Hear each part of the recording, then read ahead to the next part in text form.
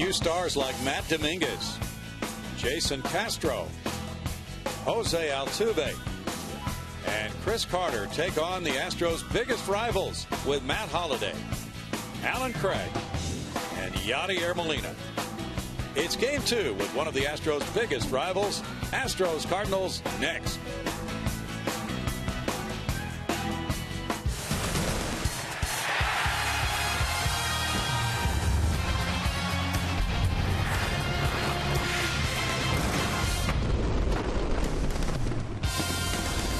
Live from Minute Maid Park in Houston, Texas, Comcast Sportsnet brings you Houston Astros baseball. Tonight, the Astros meet the St. Louis Cardinals. Good evening, everybody. Bill Brown and Alan Ashby. The Cardinals won the opener of this brief two-game series last night with a lot of hitting, and they have continued to do that throughout the season, Ash. Awfully good hitting ball club, Brownie, no doubt about that. Among the leaders in runs scored from the National League, the Cardinals were shut down for 3 innings by Lucas Harrell, but in that 4th inning, they came to life, and it lasted pretty much the rest of the night.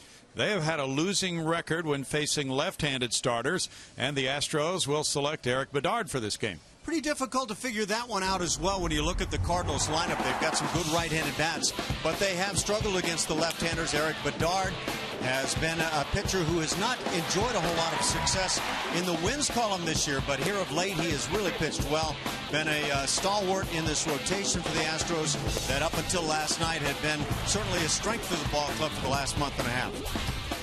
His mound opponent, as you see, Eric, the last 4 starts going 2-1 with a 2.88 ERA. He's kept the opponent's batting average down 225, and he hopes to do that and fall right into the line because his mound opponent, Lance Lynn, has been very difficult to beat. He is 10-1 this year, and Lance Lynn is 29-9 in his major league career. Pretty impressive stuff. You talk about a guy that was a late first-rounder when he was selected by the Cardinals, but boy, has he shined since coming to the big leagues. Those numbers that Brownie mentions, just spectacular for Lynn, and he just seems to keep getting better. 10-1 on the year, tied for the leadership on the team with the Cardinals in terms of wins. He's a right-hander that just simply goes out and does that. He wins ERA at 3.42. He's had a lot of run support. That whip, a very good one. And the opponent's batting average against tells you a whole lot. He has been tough to get to. Coming up next, Brett Wallace returned to the Astros last night. And the former Cardinal first-round draft choice had success in that left center field alley with a triple. He joins Julia in just a moment.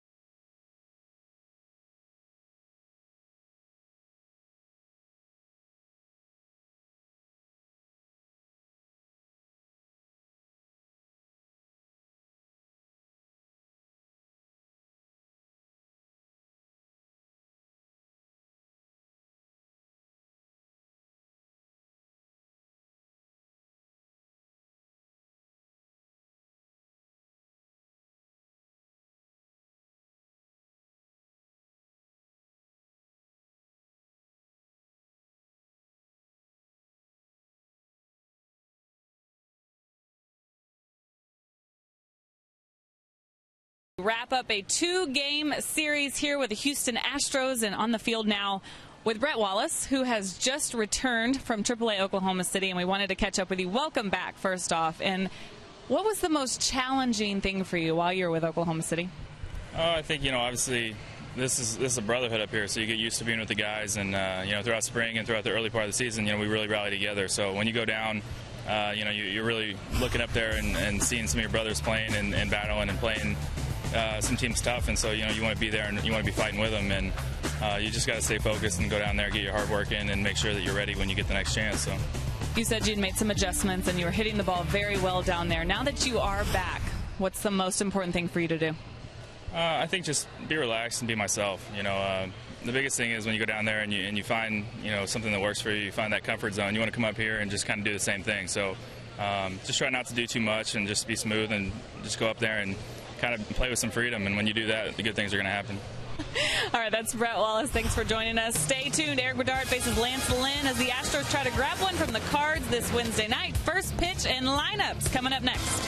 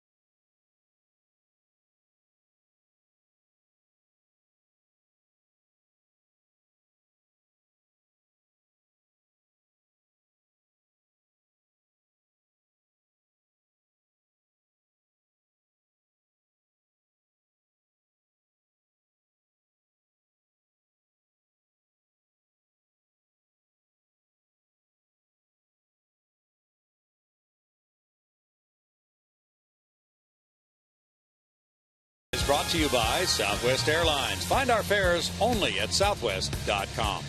And by your local Toyota dealer. Toyota, let's go places. It's a brief 2-game series, and the Cardinals won the opener last night 13-5. The Astros dropped their previous game at Chicago Sunday 14-6, meaning that they have surrendered 27 runs in the last 2 games, hoping Erik Bedard can throw up a roadblock. And the Cardinals began the day with a 1-game lead in the NL Central with 48 wins, 29 losses, the best winning percentage in Major League Baseball, but being pursued very tightly by the Pittsburgh Pirates. Pittsburgh won today at Seattle 4-2, so things are very tight in the NL Central, even though the Cardinals have played so very well. 19 games above 500 for Mike Matheny's ball club. Matheny's club will go on to Oakland and then Anaheim on this 8-game road trip. And for the Cardinals and the way they hit, and they're now leading the National League in runs scored with 385, chance for them to get an extra bat in the lineup, that's not always good for the other team. So currently they have just a 1/2 game lead on the Pirates, 4 in front of Cincinnati. And now as they come up, we check Matheny's starting lineup for this game. And it begins with 2 guys who have .399 on base averages. Matt Carpenter at second and Yadier Molina with a rare start at first tonight. Carlos Beltran's the DH. It's Alan Craig in right field, Matt Holliday in left, David Freese at third base, Shane Robinson in center with good career numbers against Erik Bedard, Pete Kozma at shortstop, Tony Cruz is the catcher batting ninth. Eric Bedard on the hill for the Astros, 34 years of age, 2-3 on the year, 4.43 the ERA. His last start, a very good one against the Milwaukee Brewers. Took a no decision in 7 1/3 innings, allowed just 4 hits and a run. That's a bunt and a good one. And on the first pitch, that's a bunt single for Matt Carpenter of Galveston, Texas. He laid it down perfectly. And with that .318 batting average to start, he brings it up a tick with that leadoff single. Now these Cardinals look like a club that can do it in all phases. If you give it to them on the bunt, you get that chance to start a ball game, maybe start an inning later. I just think you have to take as much away from these guys as possible. Yadier Molina in the number 2 spot again tonight, as he was last night. He had 2 hits and 4 at bats in last night's game. He cranks one to left field, and it's 2-0 St. Louis. Molina, the league's leading hitter at .355 before that swing. It's home run number 6. That gives him 44 runs batted in, and Lance Lynn gets a very early 2-0 lead. I guess that's the small and the large of it right there in a couple of pitches. These Cardinals had not hit well against left-hand pitching this year, but they look like a club out to show that they are turning that around. They drilled 3 long balls last night, and now they get a 4th, and Carlos Beltran takes a look at strike 1. The designated hitter tonight at .307. Beltran with 18 homers has 48 runs batted in. Molina has electrified this first inning for St. Louis. Bouncer up the middle at shortstop, past the diving Jake Elmore, and that's 3 consecutive hits out of the chute for the Redbirds. Last night they put together a 7-run 4th inning on their way to the 13-5 win. That was their 7th 7-run inning of the year. A very explosive team. Even though the long ball has not been a staple for them, they're 11th in the National League in homers. They just hit .276 batting average as a team. Alan Craig at .321 has 7 homers, 61 runs batted in. And they hit especially well with runners in scoring position. Now that's the mark that's been the strength of this offense for the Cardinals. And the offense is a strength for the Cardinals, but their pitching is as well. Defensively, we saw them spectacular last night. Just a well-rounded club. 4-time Gold Glove catcher Mike Matheny. Pass the torch along to Yadier Molina. There's a ball, and Alan Craig has a 1-ball 1-strike count. That was a strike, rather. Craig has 93 hits. That's 5th in the National League. It's not that it's a speedy Whitey Herzog type small ball Cardinal club. They hardly ever attempt a stolen base. Ground ball, and here's Elmore getting it on to second. Altuve on to first for a 6-4-3 double play. And the Astros take over the American League lead with their 87th double play. No, in fact, to the contrary, Brownie, the Cardinals had by far the least stolen base attempts in the National League going into last night's game.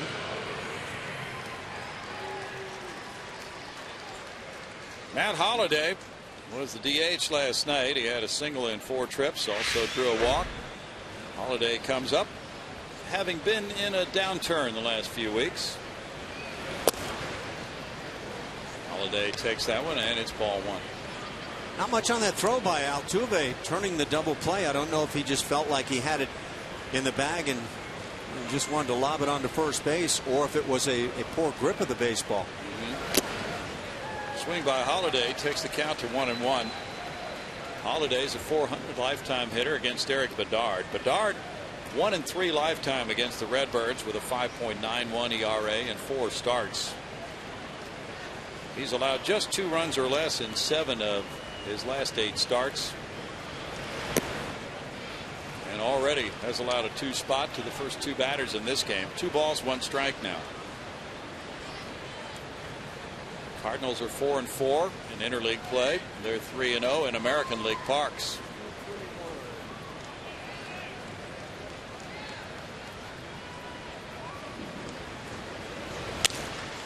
Pop up. Brett Wallace at first base. ending the top of the first with 2 runs scoring on 3 hits. Molina cranks one to give him 44 runs batted in and a 2-0 Redbird lead.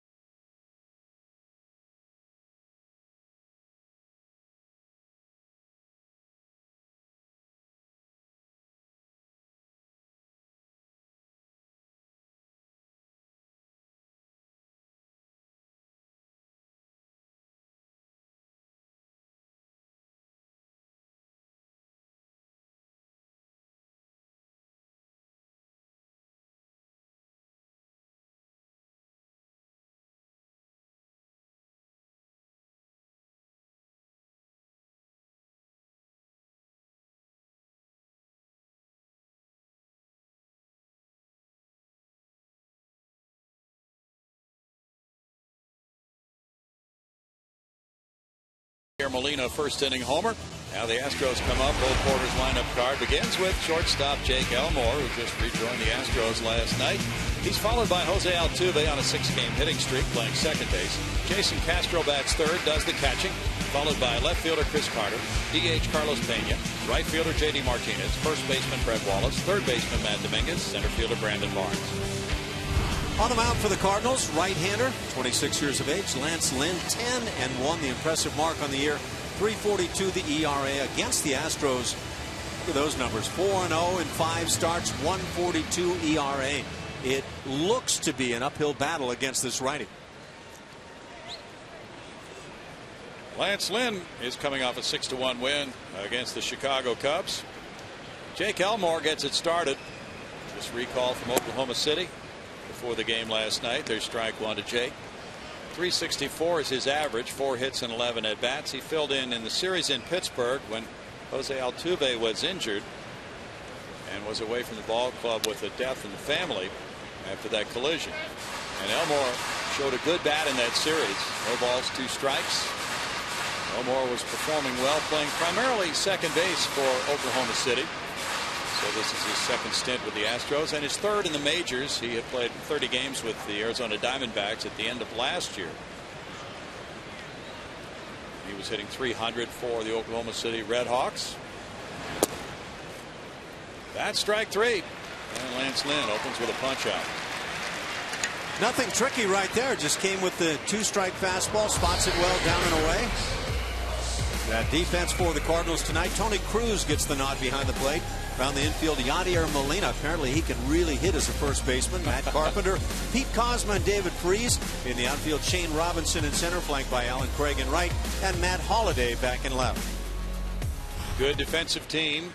Cardinals have committed just 30 errors. Jose Altuve looks at the elevated fastball. Ball 1. 295 for Jose. 3 homers. 27 runs batted in, a 328 on base average for Altuve during his 6-game hitting streak. He's gone 9 for 24. That's a strike for Lynn, and the count runs to 1-1. Jose was 1 for 4 in last night's game. Ash mentioned the outstanding career record for Lynn against the Astros, 4-0 with a 1.42. Beat them 3 times last year. Foul back. He was 3-0 with a 140 against Houston last season. For the Redbirds, who have the second lowest ERA in the National League, 3.23. It's been a relentless starting rotation. It adds up to 42 wins, 19 losses, and a 3.03 earned run average. Jake Westbrook got them off to an outstanding start last night with 5 no-hit innings, and he left after 6 innings, giving up 4 runs. Starting pitching for the Cardinals again, one of their strengths. That group is 42-19 on their own. The ERA among the leaders. Opponent's batting average against, kind of on and on. 30 home runs allowed. And they do play in a probably pitcher-friendly ballpark in St. Louis. But a park that some people will tell you is pretty neutral. Full count now to Altuve. And that is strike 3 call. A tall strike 3 call for the big umpire, Tim McClellan. Swing the bats, boys. I think that's what you say. And I think sometimes when you're just trying to come out of a tough time, swing the bats, let them fly.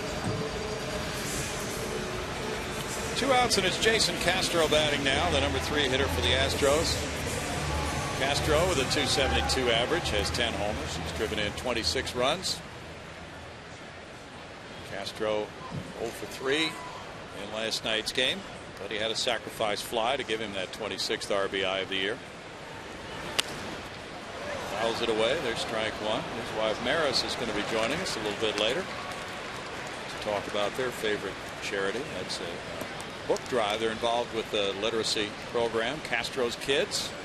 It's going to be a book drive here at the ballpark. In fact, you can drop off your books for grades K through 12 if you so choose during the day at Union Station, even if you're not coming to a game. But also there's that option of coming to a ball game, which everybody likes. And Saturday and Sunday is the big book drive. Castros will be donating some books, as well as folks from the community. There'll be a raffle for some autographed Astros items, as well for those who do drop off books, new or gently used. They go to the Houston Independent School District. So 1 ball, 2 strike count. Among American League catchers, Castro's second in doubles with 22 and tied for second in homers with 10. I guess it kind of figures a couple that went to Stanford for their education might be involved in advancing literacy. Yeah, it's a great effort on their part. 2 balls, 2 strikes. Left-handed hitters have been held to a .237 average by Lance Lynn. Right-handers only .208. Lynn was a 17-game winner last year for the Redbirds. So for his career, he's 29-9.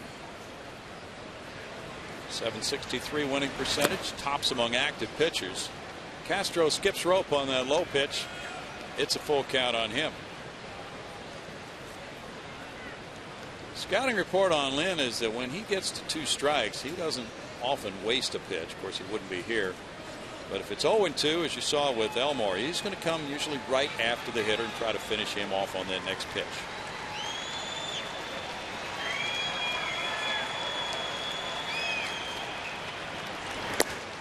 That's ball 4. Castro works his 23rd walk. Support for Chris Carter.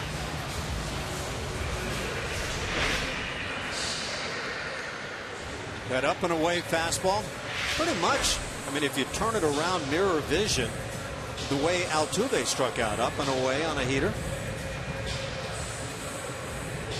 Carter was 0 for 3 with a walk last night. Yeah, he does have the 2-seam fastball, the 4-seamer that he can elevate. Try to get the hitter to chase that one upstairs.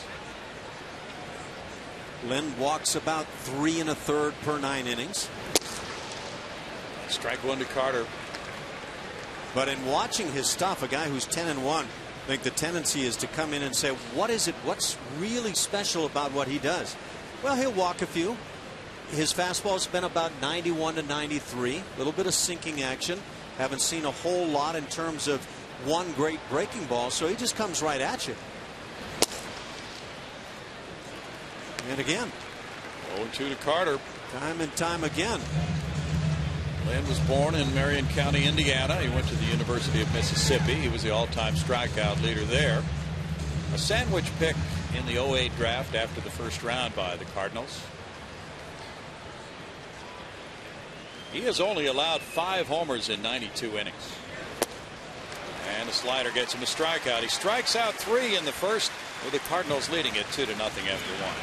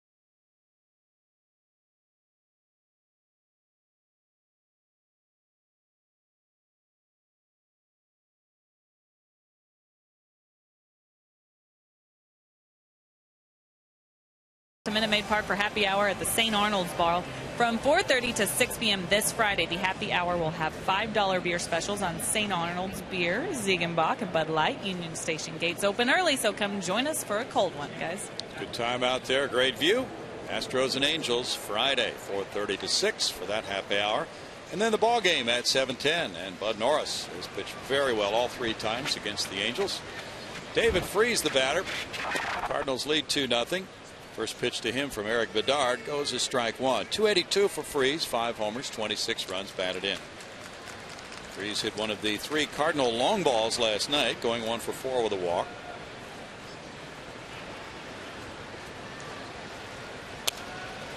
He fouls it back, and it's a no-ball, 2-strike count to David Freese.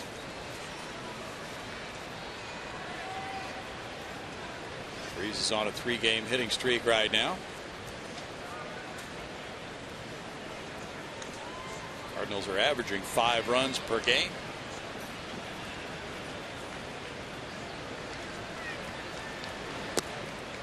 Curveball missing, and that takes the count to 1 ball, 2 strikes. Eric Bedard last pitched a week ago today, so working with extra rest.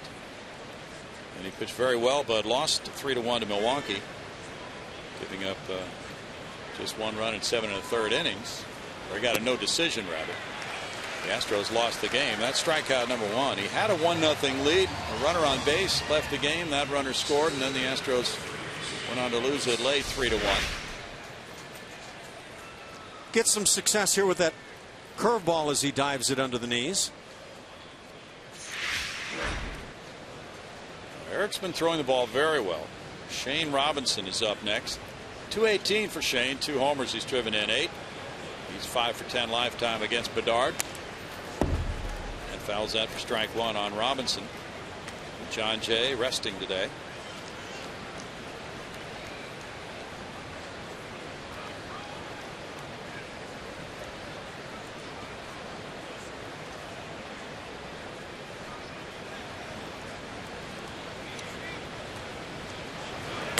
Robinson puts it in the air, and it goes to shallow right field. Altuve makes his way back and calls for it. That's 2 outs for Eric Bedard. And Pete Kozma will follow. Kozma showed us some good fielding abilities at shortstop last night. What he did was show off a great arm, I thought. He also made a terrific play with the glove, but he popped up on that one over the top, humped it across the infield. Very good throwing arm at short. J.D. Martinez in the 6th inning. That's strike 1, and Kozma with a .252 average has 1 homer with 27 runs batted in.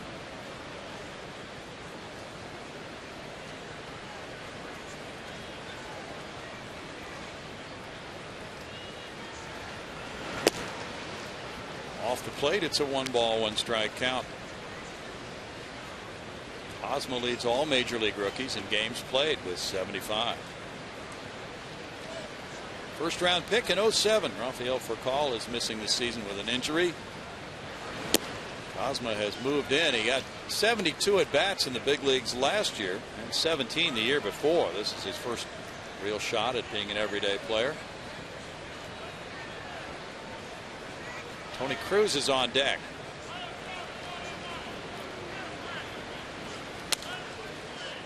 In the air and out of play. 2 balls, 2 strikes.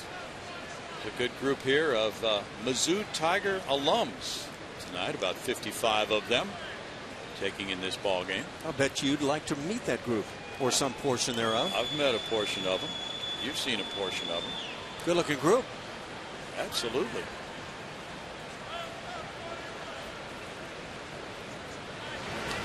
In the dirt, 3-2. We were talking with some of the Cardinal traveling party, and they were kind of wistful, I thought, Ash. They said, wistful. We don't know when we're going to see you guys again. Of course, the Astros will see the Cardinals in a few days in St. Louis, but other than that, with the normal rotation of interleague play, it would take another 5 years if they go by that rotation before these 2 teams meet after this year. How do you feel about that? Kind of wistful. Nice. Well, we've enjoyed a lot of quality baseball between these 2 teams down through the years. real battles. That's a 2-out walk for Eric Bedard.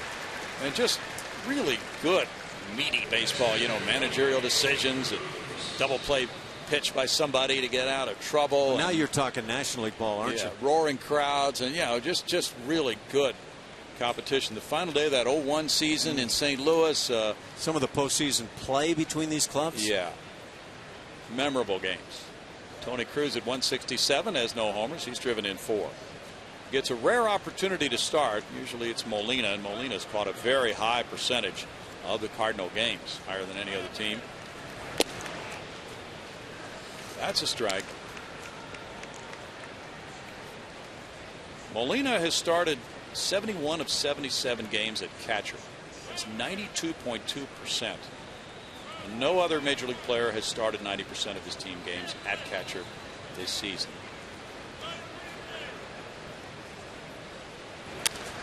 Cruz puts it in the air and out of play. Saw a great stat on Molina, and what it was about was attempts of stolen bases against the Cardinals, and that figure is 200 plus below the next best team in terms of just having teams not try to run against them over the career of Molina. He has been that much of an impactor. Now I imagine their fine pitching has also helped in that regard. Sure. They've allowed 19 steals, and they've caught 13 of their opponents' attempts so far this year. That's tough sledding for the running game against the St. Louis Cardinals. This is only the 8th start for Tony Cruz all season. You might have had to shuffle around for a scouting report on him. They might have to give him that old nickname they gave the third base coach, Jose Oquendo, the secret weapon. Is that what Jose was? Yeah. Now, was he a secret weapon when he was playing? Because pretty good ball player. He would hope not. That's a ball, and it's 1-2. 93 on the fastball from Bedard, a pitch that he thought was right there. And some hollering coming out of the Astros dugout. Yeah. Good job by the catcher. Doug Brocail wants that pitch. You know that. Anybody who's ever towed the rubber wants that one. Foul ball on the ground. Keeps the count at 1-2 on Cruz. Bedard has really put together solid work. I mentioned that last game he pitched here against Milwaukee 2 starts ago. He beat the White Sox here 2-1. 6 innings of no earned runs. Had a 2-1 win on the road over the Angels back on June 3rd. Yeah, we talked about that most recent start against the Brewers. Working into the 8th inning, it was just spectacular work. Had not allowed a run until the bullpen gave up a run on a base runner he left. That was his longest outing in terms of innings. Way outside. 2-2. And also he threw 98 pitches in that last start. He threw 104 the start before here against the White Sox. That's his top figure. He really had to be built up because he had an injury, and spring training hardly pitched at all. So he started the season in the bullpen. Yeah, the way the spring went for Bedard, I wasn't convinced we were going to see him at all. It's worked out well. In the air and again out of play. Cruz putting up a battle here at 2-2 in the count. 30 pitches by Bedard so far.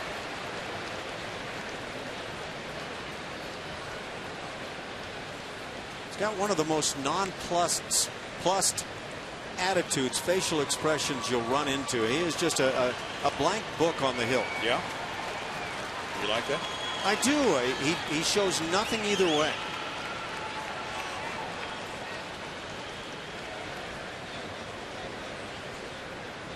Do you think that should be our objective for the post-game show? I think we could probably find something else. Now 3 balls, 2 strikes, and the runner will take off. Cosma.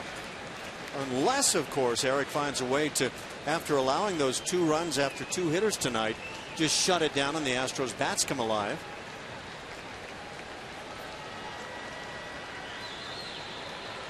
Yeah, you won't see a different look if he's winning 6-0 or trailing by that number. wearing the mask. Runner going, and it's a swing and a foul tip strikeout. Well, he didn't foul tip, but he missed it. According to the umpire, Tim McClellan, strikeout number 2, and it's 2-0 Redbirds.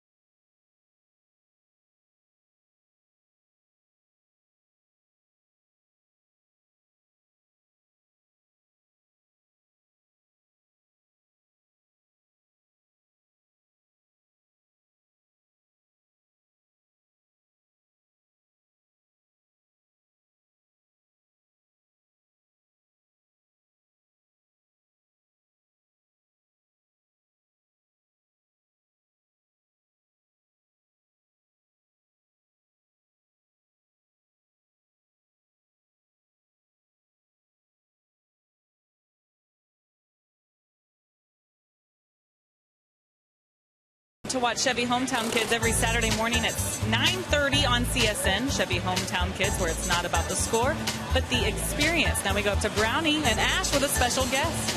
Maris Castro, kind enough to join us, and Castro's Kids is what we want to talk about. You're a Stanford gal. I am. And we've been talking about this before you arrived, so your ears might have been burning, but the fact that you and Jason, both coming from Stanford, literacy is a big cause for you. And it's great that you put together this book drive for the HISD. Yeah, we're very excited. I think it's going to go well, too, because the word is getting out there. Carlos Pena, the batter. And there's strike one. So whose idea was it? Oh, it was both of ours. Okay. Oh, please. It's always the wife's idea. Come on, just go ahead and throw it out there. Yeah. No, we were brainstorming about how we could get involved in our community, and we call Houston home now, and we're very excited to get back. Good. That's really a great effort on your part, and hopefully you get many, many books. And Pena fouls that one. It's 0-2, so you kind of feel like you're getting entrenched in the community, right? Definitely. We call Houston home now. We've made our off-season house and home here, so. That's fantastic. It's a great place to live. You'll miss California, of course, but you can go back to visit. We go back to visit all the time.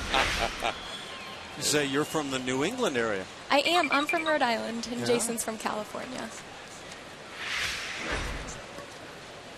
No balls, 2 strikes to Pena. So tell us the details now. Folks can bring books by Union Station. When is it? Friday is the actually, tomorrow and Friday during business hours, 8:30 a.m. to 4:30 p.m. And if you come, you can still be entered into the raffle that we will be holding. That's great. You might get some autographed memorabilia. Yep, there's autographed memorabilia, some great tickets. With the tickets, you'd be able to go down and watch BP from the field. So some great prizes in the raffle. Terrific.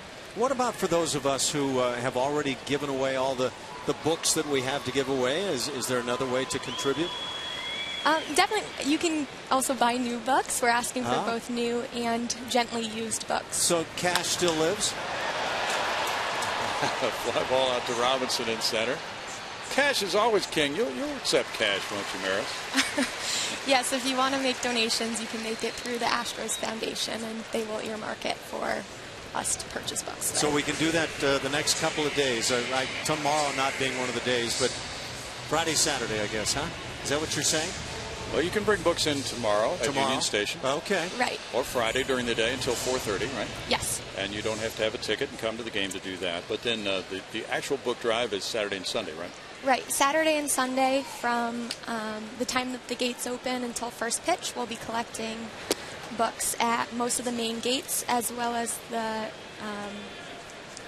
community.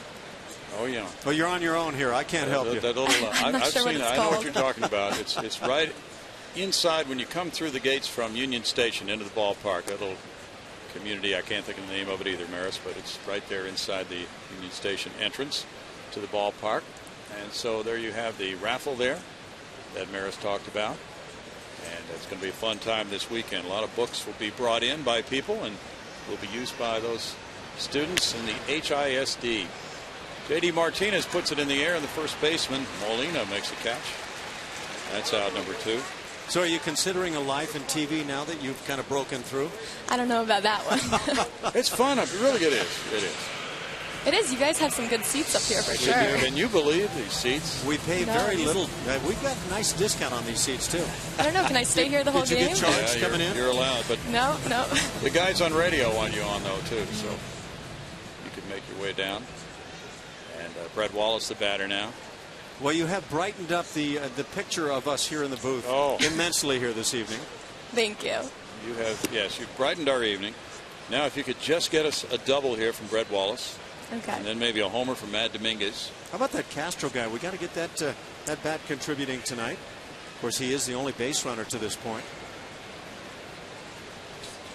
Tough pitcher on the mound tonight. That's to center field. Robinson backing. And that's out number 3. It was a quick visit, but hopefully folks got enough details. And thanks, Maris, for being on. Thank you for having me. Good luck with the book drive coming up. It's 2-0 Redbirds.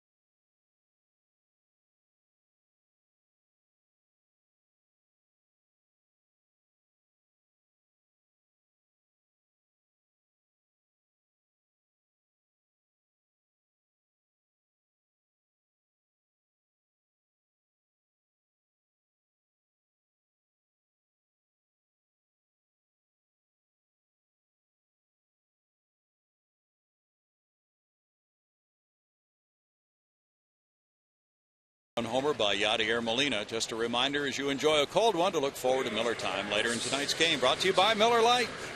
Fans enjoying this one. It's a brief 2-game series. A day off tomorrow. A brand new series starts for the Astros against the Angels Friday night. Matt Carpenter comes around for the second time. He bunted for a hit to lead off the game. Now he fouls this one, and it's strike 1 for Eric Bedard.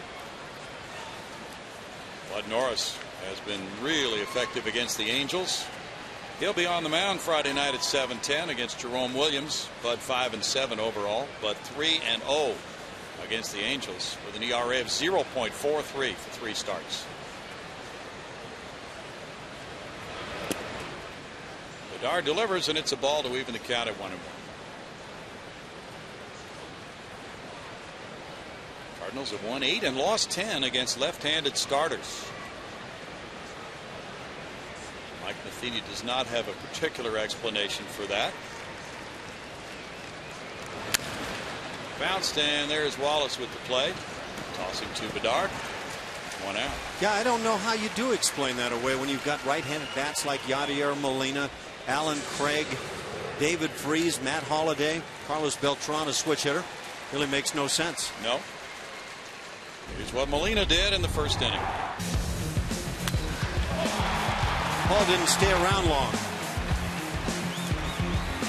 You get a couple of pitches into a ball game, you're trailing 2-0. Can be tough, but Eric Bedard trying to get this turned around. Molina really rocked that pitch. Now he goes for this first pitch and fouls it away. There's strike one on Molina. All but 8 players on the Cardinals' current roster, active or disabled list, made their major league debut with the team. And that's by far the fewest number of those players in the major leagues who have come from other teams. So it's a homegrown type operation. Molina included. He was a 4th round pick in 2000. Those who came from elsewhere, guys like Carlos Beltran, Matt Holliday, Jake Westbrook, who pitched last night, Edward Mujica, their closer, but the core of their team has been homegrown.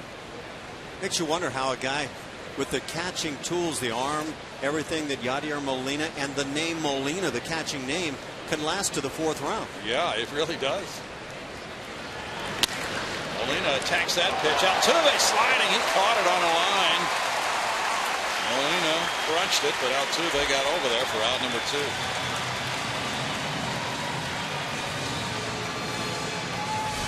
Well, that didn't turn out to be routine, that's for certain. This ball just gets scalded, and I think that maybe even surprised Altuve in the end how sharply it was hit. Carlos Beltran, he's single to center field. He's been getting a mixed reaction from Astros fans during this series. There's ball 1. They were cheering their lungs out for him when he played against the Cardinals in the postseason. In 04, what a terrific postseason he had. And this one goes up the left field line, and it's hooking, and a foul ball for Carlos this time. That makes it 1-1 to Beltran. Individually, one of the great postseasons I think you'll see. Yeah. That one goes down in history. It's a breaking ball. It's hard to keep that pitch fair. You can get the barrel to it and hammer it sometimes, as Beltran did here, but you hook it foul. He hit 8 homers in that postseason. Fouls that one 1-2. He hit 4 against the Braves, driving in 9, hitting .455, and 4 more against the Cardinals with a .417 average against them in the NLCS in 04. Yeah, that's the case of a guy that just kind of takes the team on his back and says, "Get on, boys, we're going for a nice ride here." Fly ball out to center field. Brandon Barnes for out number 3. In the middle of the 3rd, it's the Cardinals 2, the Astros nothing.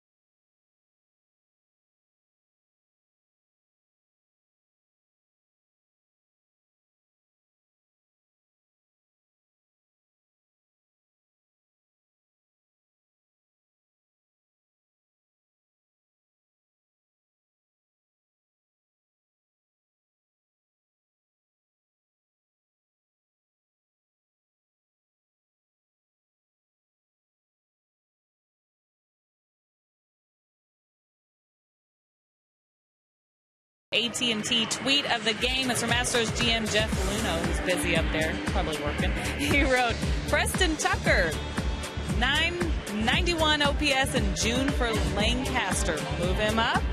Pretty cool stuff considering he came up not long after, right, Brownie? Yeah, he did. So he's moving up to Corpus with 75 games under his belt. At Lancaster, a 326 average, 15 homers, 74 runs batted in to lead the California League, an on-base percentage of .384. Now a member of the Corpus Christi Hooks, and in essence replacing George Springer, who just left there. Yeah, just about to say, I think if I'm not mistaken, there may be an outfield spot that has been vacated just for Mr. Tucker. Spot. Now it's 2-0. Lance Lynn with the lead, facing Matt Dominguez. Dominguez goes to right field and backs up Alan Craig to the warning track. One pitch, one out for Lynn, who's in attack mode tonight. He has not needed very many pitches. Now, this is, again, not a 95-plus mile-an-hour fastball we're looking at from Lynn. And yet, the reaction of the hitters kind of leaves me thinking that maybe it's one of those sneaky fastballs. The batting average against his fastball this year is .221. That's a great number. Usually, fastballs get hit around pretty well. Brandon Barnes, .258, 3 homers, 16 runs batted in. Knows he's been in a bit of a downturn. He said, well, I've had about 4 tough games in a row. And he was talking about that very thing, a bunt, showing bunt there, strike one. But he said the third basemen are playing me in tight, so it's been tough to think about that. He's currently 0 for his last 16. He doesn't change a lot about his routine, he said, when he's not doing well. Fly ball to right field. Coming in for it, Craig. Craig sliding, and Alan Craig got there. And the second baseman, Carpenter, had to peel off to avoid a collision on out number 2. Yeah, we've got a brief 2-game series, so you don't get a great peek at what teams do. But we know statistically the Cardinals can hit and pitch. I have a feeling what they do is also play a very steady, sound defense. They've made some fine plays. Well, you saw it there. Craig was calling. Carpenter got out of his way. Craig made a good catch. There's Molina at first. Cardinals have a .990 fielding percentage. That's the best in the National League. Now here's Elmore. And it's not only fielding percentage that we're looking for when we talk about a team's defensive capabilities. It's range. Elmore struck out looking. Strike, 0-2. Yeah, the one thing you can say about the Cardinals that they're not is that real aggressive, successful team on the bases. They just don't run a lot. Ground ball to shortstop. And the quick throw from Cosma makes it a 1-2-3 third. That's 3 no-hit innings for Lance Lynn. And it is 2-0, including a jam in right by Craig.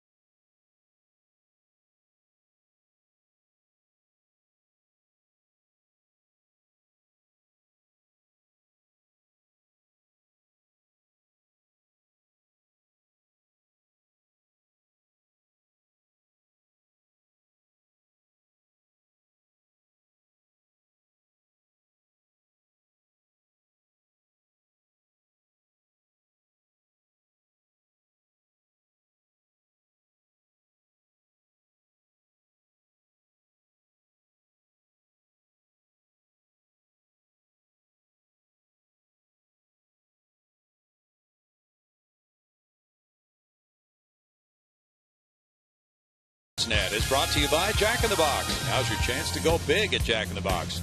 Try Jack's Big Stack Burger. 2 jumbo beef stack patties stacked with onion rings, cheese, and pickles. And by White House Down, in theaters this Friday, June 28th. Well, the Astros are looking for their first hit. And now the Cardinals come up as Eric Bedard is in a similar situation to that of Lucas Harrell just 24 hours ago. It was 0-0 after 3. Now it's 2-0 though Cardinals, with the idea being that his mound opponent has a no-hitter through the first 3, and there's ball 1 to Alan Craig. Ball 1 strike to Craig. Craig bounced into a 6-4-3 double play. 2 nights in a row where the Astros hitters having a tough time figuring out the starter for the Cards.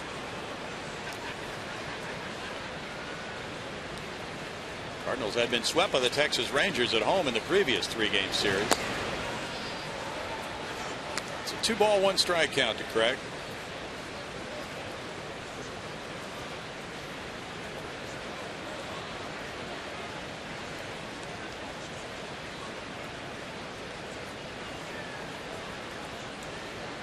The Astros have a record of 11-12 in June. And they've played 500 balls since mid-May, 19-19. High drive left field. Alan Craig makes it 3-0 St. Louis. That's number 8 for Craig. 62 runs batted in. He ranks second in the National League. And Craig had a 4-hit night last night, driving in 3, including a homer. That's an 8-game hitting streak for Alan Craig. One thing pitchers want to stay away from when they fall behind in the count, bringing a fastball up. You could see above the belt, got a lot of plate, and that ball just got demolished by Alan Craig.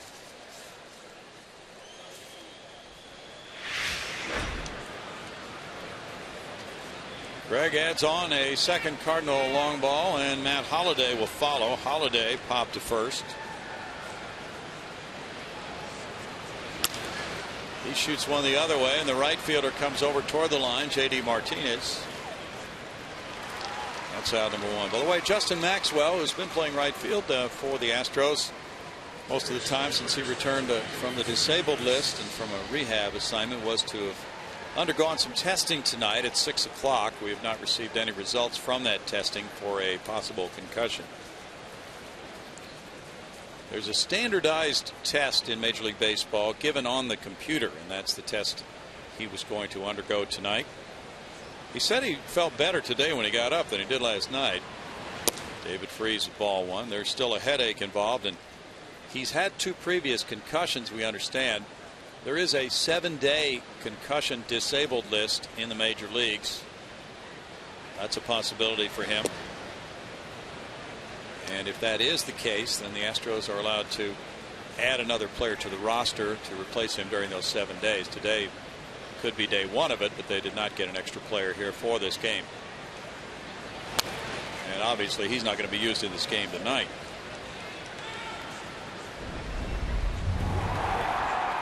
Last night when he made this diving effort in right center field, you could see it right away. The upper body just dove into the ground, and it was the head that took the brunt of the force. And you could tell he just never quite felt right after that. Well, he was making fun of his landing last night on that attempted catch. That's a good sign. Yeah. Very good spirits as he arrived today.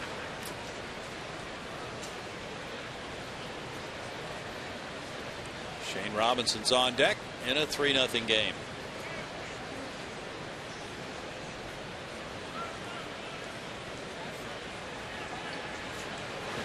Bedard throws, and that's a strikeout, looking for Freese.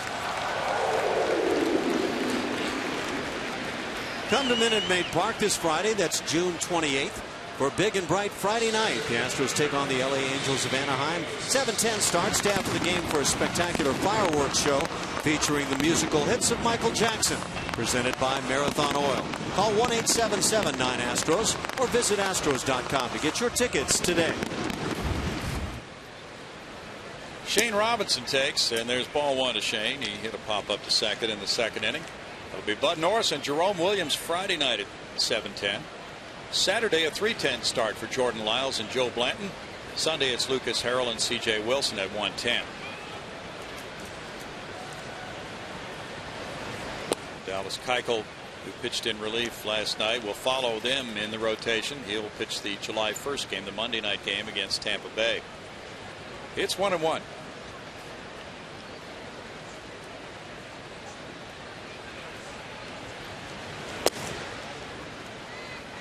Two balls, one strike, and Saturday, Mr. Ashby, you and I will be down on the concourse signing some books. Houston Astros deep in the heart, along with Art Howe, Bob Aspromonte, Jose Cruz, Jimmy Wynn, J.R. Richard, from 2 to 3 Saturday before that 3:10 start. Yeah, that book's so nice. I'm glad to see everybody able to come on out and participate in trying to help sell that book. It's just a wonderful book that you guys have thrown together, Brownie. Thank you. Glad you like it. And we hope others do too. That is a strike. That makes it 3-2. It's always fun too to see guys we haven't seen in a few months, like Bob Aspromonte. You haven't seen a lot of Art Howe this year. I've seen him in the studio. J.O. was out tonight. J.R. was out last night. Jimmy Wynn's been around. Line drive, left field corner. Shane Robinson heads for second base. And the throw comes in to the cutoff man. It's a double for Robinson. His first of the season. He continues his success against Bedard. For Chris Carter in left field, not the cleanest play as he tries to backhand this line shot. And already, by the way, Robinson was heading towards second base, but the ball simply bobbled at that point, and that provided the double without any play. That's hit number 5 for the Redbirds. 3 of them extra base hits. Now Cosmo, who drew a 2-out walk in the second inning after the visit from Castro to Bedard. Carlos Corcoran was talking about Jason Castro and his preparation for games, how much Carlos has learned from Jason, and the wealth of information that Jason can find for those meetings they have with the starting pitcher before each game. That's a strike. I asked Carlos, does the starting pitcher ever provide any feedback? For instance, well, such and such a hitter is vulnerable to chasing curveballs at 0-2 in the count. He said, yeah, sometimes a guy will say, well, I don't feel that good about my curveball. What else can we do? And he'll suggest an alternative. I found that it was very important to have the pitcher's input, because different pitchers have a different feel for how they've had success against a given hitter. I thought that was key. Did you ever find that with what a pitcher's confidence level was, you really couldn't go with the game plan you wanted to go with? A lot of times. Now, I had the pleasure of catching a pitching staff that was pretty good. When we're talking about here in Houston, you start having J.R. Richard, Nolan Ryan, Joe Niekro, excuse me, and Mike Scotts and the likes of the guys that were on this staff for years. You go with their strength. You don't start saying, well, look, this is what this hitter likes to hit. For me, you stay with a guy that's been very successful in his strengths. Loop to shallow right field. Altuve back for the catch to win the top of the 4th. To Craig Homer, his 8th of the year, lifts the Cardinals to a 3-0 lead in the 4th.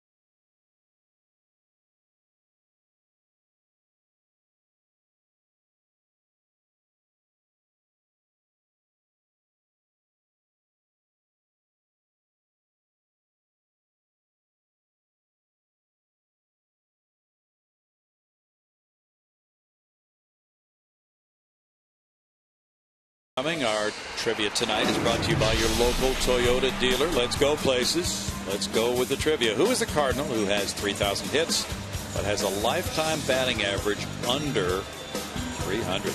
Well, I'm going to go. I know where I'm going to go. Let's see. I don't know that I'm right, but I know what I'm going to say. Lifetime average under 300, but 3,000 hits. You don't have that one wrapped up? No, that's an interesting that makes me feel like I might be wrong on this. No, you're probably right. Just stick with whatever you're going with, and we'll let people look it up on the internet. It's a way to build my confidence there. Cast their balance. Yeah.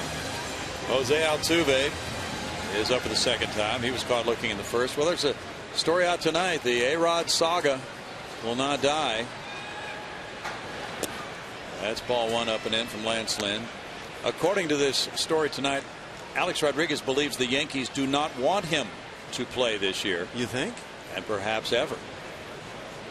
He thinks they are deliberately slowing his return to the active roster in the hope they can have him declared medically unfit to play this season, enabling them to recoup 80% of his $28 million salary through insurance. If they're not considering that, I don't think they're doing good business.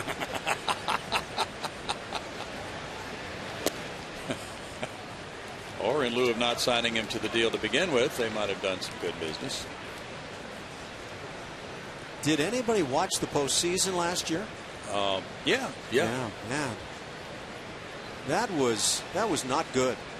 And that memory still haunts guys in the Yankee front office. We understand Brian Cashman apologized today. And well, he should. Yeah, I didn't think that was very professional at all, his response yesterday. I think a lot of people got a kick out of it, but I have to agree with you. 2-2.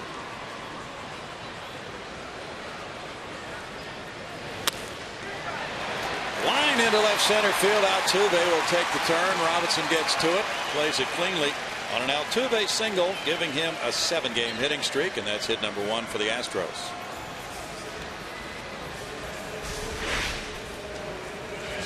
Just reaching out, putting it on the end of the bat, and hitting a nice little line drive into left center field.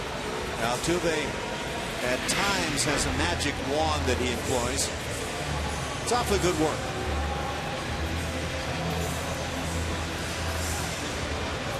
He's aboard for Castro now. And we don't have to talk no-hitter any further tonight.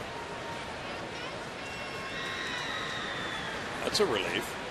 Well, maybe it was a good storyline for a while last night. Fine shot left field. Played on one hop by Holiday. Altuve can't get to third. The ball hit sharply. Castro follows Altuve's hit with a single of his own, and it's first and second, nobody out for Chris Carter. Apparently Maris Castro had a little conversation with Jason. Yeah. Oh, this guy can sting it the other way. He can get pitches that a lot of guys will try to yank to right field as left-hand hitters, and Jason just stays on it and lines it the other way. Now 2 men on for Carter, who struck out in the first inning. Yeah, I think the numbers are headed northward over the career of Jason Castro. Yeah. That's ball 1. Rangers 4, Yankees 2, bottom of the 6th at Yankee Stadium. While Overbay hit his 9th for New York. And they may need him without Mark Teixeira. Surgery has been recommended for Mark Teixeira on that wrist. 2 balls, no strikes.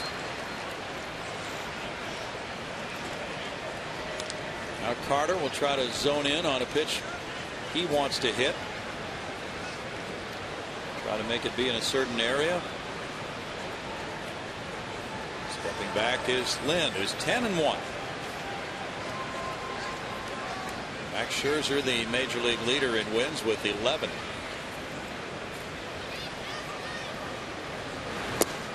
That wasn't the pitch he was looking for, and the count goes to 3-0 on Carter. I think a couple of the keys for those Yankees you talk about with Lyle Overbay and what he has done, keys for that club being in contention as they are. would be Lyle Overbay and Vernon Wells, Yes. although Wells has really hit the skids of late. Sure has.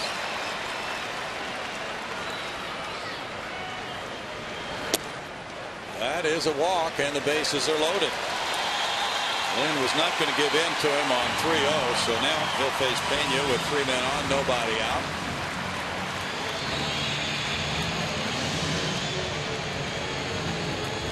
Trivia answer: 3,000 hit Cardinal. Batting average under 300. Shame on you for not knowing this. Lou Brock. Yes. 293.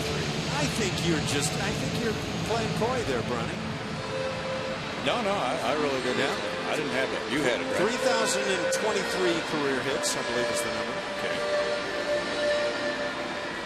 As I recall, not a bad base stealer either. Here's a trivia question for you. Okay. All right, the first ever game for the Houston Colt 45s was played at Colt Stadium, 1962, against the Chicago Cubs. Who was the first man to bat in the first ever game for the Colt 45s? Julio Gotay. Well, he was getting his cheese sandwich ready for later on in his career, but it was not Julio Gotay. I felt with Sonny Jackson. Nope. Carlos Pena looks at ball one. He hit a fly ball to center field in the second. All right, your time is up. The answer to that question is Lou Brock. Oh, was it? Yeah. It was a Cub. My goodness, first hitter of the game. It was a Cub. Yeah, I'm running on the wrong side of the tracks there, aren't I? Well, you got me on one, so I thought I had to even the score. Lou Brock only hit 293. That's a disappointment. He could have bunted 293. He probably could have. A golden opportunity here for the Astros, trailing 3-0. To get some runs across, and they would love to make this a crooked number inning. You know, you might be surprised to know what the lifetime on-base percentage for Hall of Famer Lou Brock was. Just 343. Okay. Yeah. Not a bad number, not a great number. It is not great for a leadoff man. Now 2-0, and it gets interesting because there have been 6 straight balls thrown here by Lance Lynn. He has not been dogged by control issues. He's walked 35 now in 95 innings.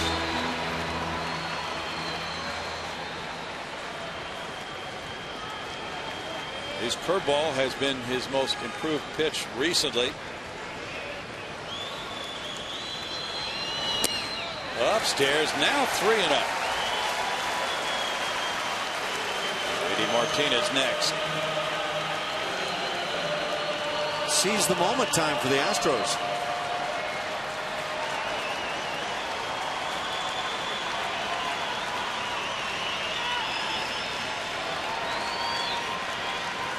Altuve, Castro, and Carter, the base runners.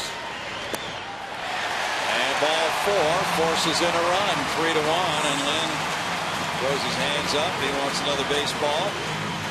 He has back-to-back walks after back-to-back singles. J.D. Martinez will be next. That said a lot about the confidence that Lynn has in his breaking ball.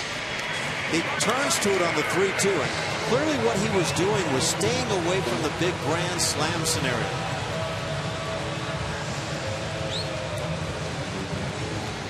This might seem weird to you, but Roger Clemens was going through my mind on that sequence. Yeah. How so?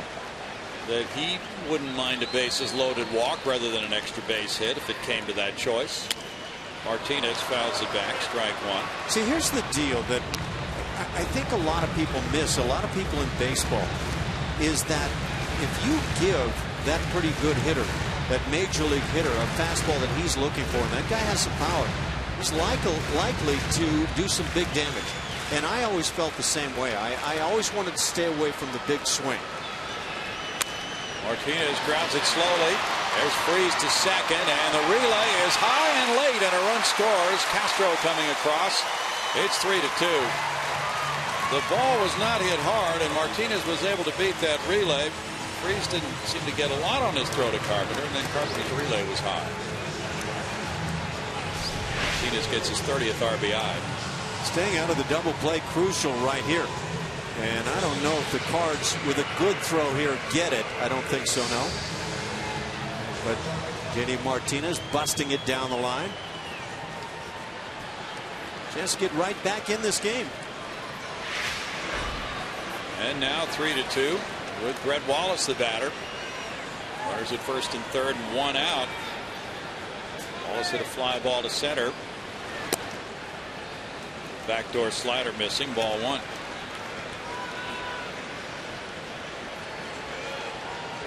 Wallace said that he has made some adjustments in the positioning of his hands since he was with the Astros earlier this year.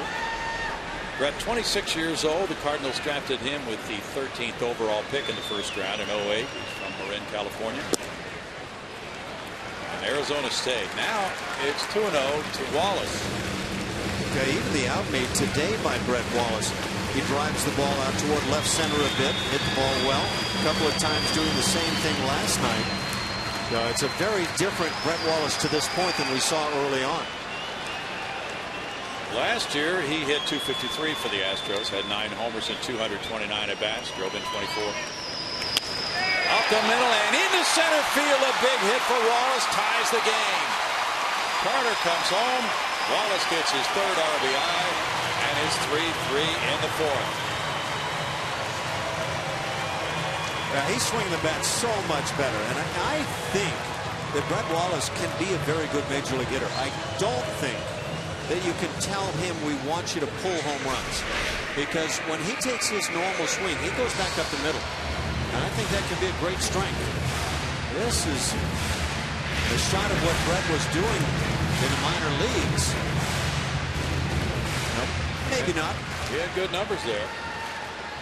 But he does the same thing. He goes back up the middle, left center field. Big part of his game. Dominguez looks at a pitch for ball one. Dominguez hit a first pitch in the air to the right fielder in the third inning.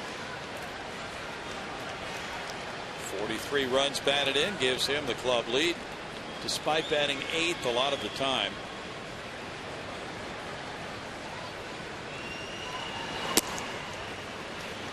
It's 2-0. Well, you checked a while back, and there was no number 8 hitter that was close to Dominguez in terms of runs batted in any other club this year. He's second on the club in home runs with his 11. And normally you would say, well, you know, this is a club with an 8 hitter that has 11 dingers and over 40 RBIs. Roll to third. Freese steps on the base for the force out there, forcing Martinez. 2 outs, and it's Brandon Barnes looking for a go-ahead hit. But the fact of the matter is, for the Astros, it's been by choice that he's been in that 7 and 8 spot throughout much of the year. It hasn't been because the lineup has been loaded with guys through the heart, and then you wind up with that guy who also produces in the 8 spot. Barnes is the 8th man to bat here, and the Astros 4th.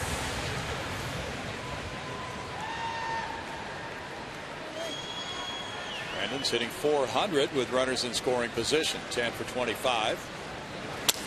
Up the middle into center field. Here's Wallace around third. Coming in, and the throw goes to third base, and it gets away. The Astros have the lead, 4-3, and Barnes winds up at second. After his RBI single, his 17th run batted in, and Barnes coming out of the slump. That was setting up to be really intriguing at third base. If this out is recorded before the touching of home plate, you don't get that big run. And as that throw was coming in, I couldn't tell which was going to take place first. Not sure why this ball gets by at third base. Freese was unable to corral that throw from Robinson in center.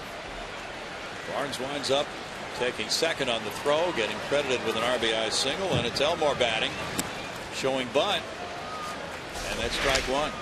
It wasn't a case of Brett Wallace not digging from second base, just a case of Brett Wallace not being all that fleet of foot. Now he takes off from second, he's digging coming to the plate, but this play at third had a chance of preceding that run. It was certainly going to be close. It might have been for David Freese the fact that that throw from Carpenter seemed to be coming out of the base runner's uniform. Dominguez very well may have been. The white uniform. It's 2-0 now.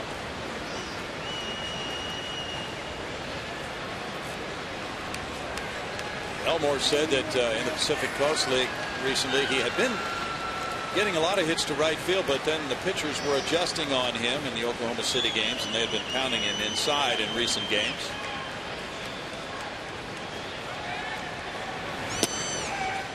Takes that pitch for a strike on the outer edge, and that makes it 2-1 for Lance Lynn.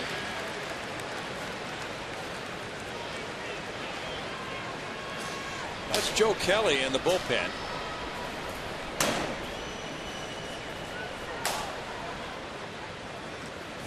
Altuve's on deck.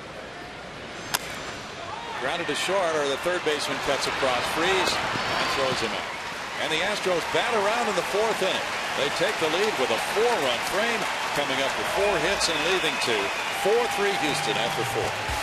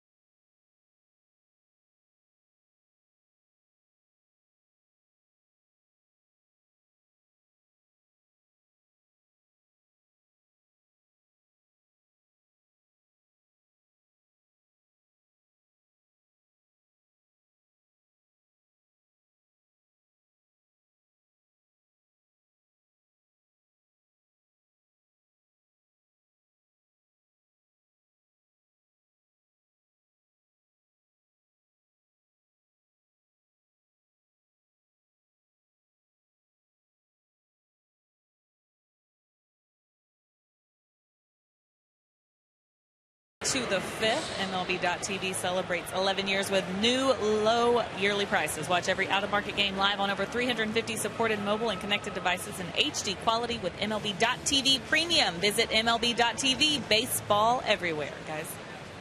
Thanks, Julia. 4-3 ball game. The Astros come up with a big 4 spot in the 4th inning to hand Eric Bedard the lead. Tony Cruz leads it off here in the 5th.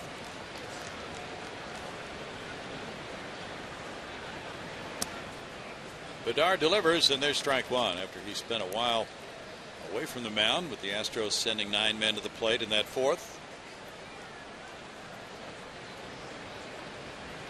It was a productive time.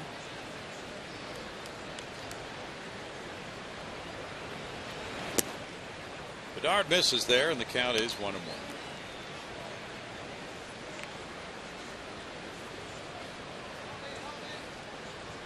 25 years ago today, 22-year-old Craig Biggio made his major league debut. Starting at catcher in the Dome against the Giants. 1 ball, 2 strikes. Jim Deshaies was his battery mate. Bitch was 0 for 2, scored a run and stole a base in a 6-0 win. He could scoop. Certainly one reason the Astros wanted to get him out from behind the plate and move him to second base. He later played the outfield, of course, as you know. Banged off the leg of the hitter Cruz to keep him at 1-2. Yeah, I thought his tools were excellent to take advantage of, maybe in center field or as the second baseman, and he did both. Just he could do it all. There has not been another player like him, really, in Major League Baseball history. And yet, for some reason, the voters for the Hall of Fame did not see fit to put him in the first ballot. They'll come to their senses. I think they will. Cruz strikes out. That's strikeout number 4 for Eric Bedard. Again, the big curveball, big bender, picking up the strikeout. Eric's become very consistent with that pitch. The batting average against his curveball is only 200. Now here's Carpenter up for the third time. He bunted for a hit and scored on the Molina 2-run homer in the first. He grounded out in the third inning. And he takes strike one here. Carpenter has really given this club quite a bit. He has scored 58 runs this year, tied for second in the National League. Has 94 hits, 400 on base average. Bouncer first. Wallace with the play. 2 outs.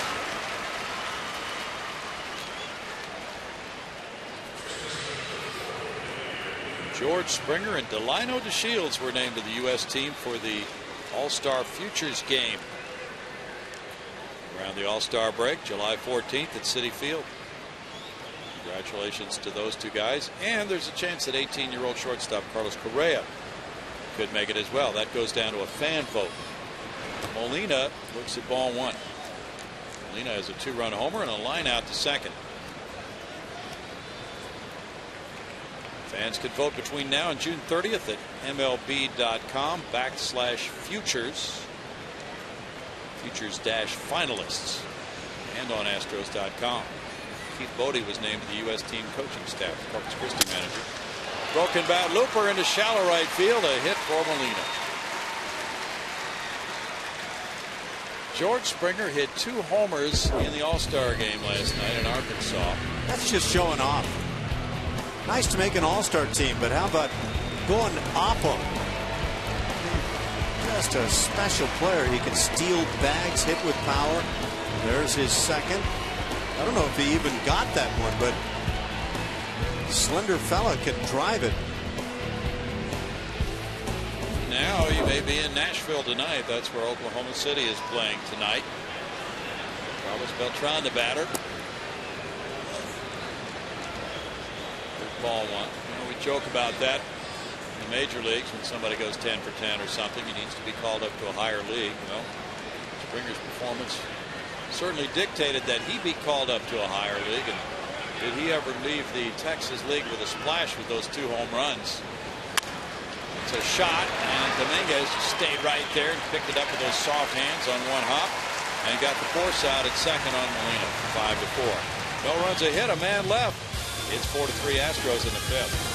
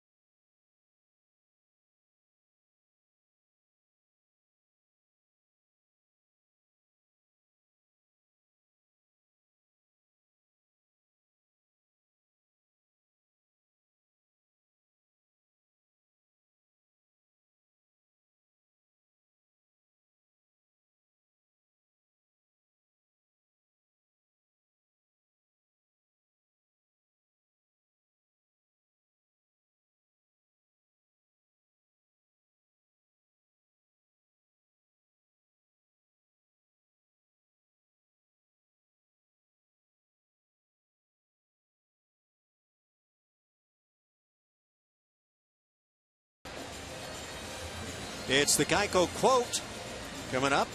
Mike Elias, director of amateur scouting, with this quote: building the minor league system is not a one-time process. We want a continual pipeline arriving, and doing that sustains a contender. We're almost there, and so is that young talent. And, boy, that young talent is coming along in a big way for the club. And with the movement of those players up a level, several guys have done that. It's been a rather dizzying time to keep tabs on all these guys. Jose Altuve started the 4-run inning with a single to left center field in the 4th. That was the first hit off Lance Lynn. Altuve's 1 for 2.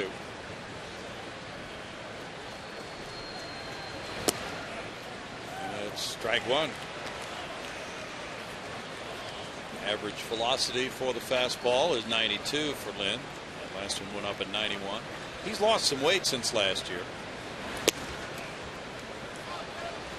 It's 0-2.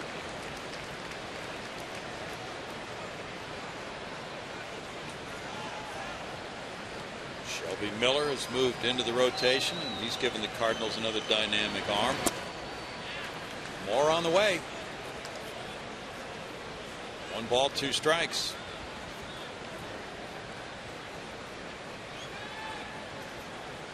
I wonder how much the confidence of pitching to Yadier Molina has aided this staff. Oh, quite a bit. Fly ball to center. Robinson there. Molina does an awful lot for those pitchers. George Springer and Delino DeShields both selected to participate in that Futures game July 14th at Citi Field. Carlos Correa might be there. Fan vote will be coming up, and you can log on to Astros.com for that. Cast your vote for Carlos Correa, and he might get that final spot on the world team. Believe me, he can play with those guys. Played a little bit in spring training, and he was not intimidated. In fact, he might have been the intimidator at times. He played very well. Strike to Jason Castro. He has a walk and a single tonight. Scored a run. In addition to Springer being the MVP of the Texas League All-Star game, David Martinez, Jake Buchanan, Mike Fultonevich each hurled a scoreless inning in the South's 6-0 win last night. 1 hopper to short. Cosma. 2 outs. So those are some names you've been hearing, and Buchanan is accompanying Springer on the trip up to AAA Oklahoma City now. Would love to see the stuff of Fultonevich in that All-Star game if for an inning he was able to bring it up triple digits again, because he's done it numerous times. Yeah. Chris Carter, he has a strikeout and a walk, scored a run. By the way, Ross Seaton and Wade LeBlanc both cleared waivers. They both stayed in the Astros organization. That's a strike. Seaton was outrighted to Corpus Christi, and LeBlanc outrighted to Oklahoma City. It's 0-2 to Carter.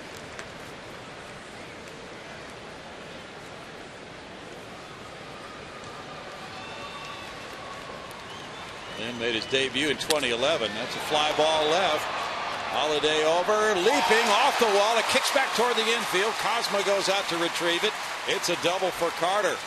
On the 0-2 pitch, he hit it over Holiday, and that's double number 12. And we have seen a huge uptick in the doubles jumping off the bat of Chris Carter the last few days, Ash. He's been so much more willing to go the other way, but he gets another fastball here.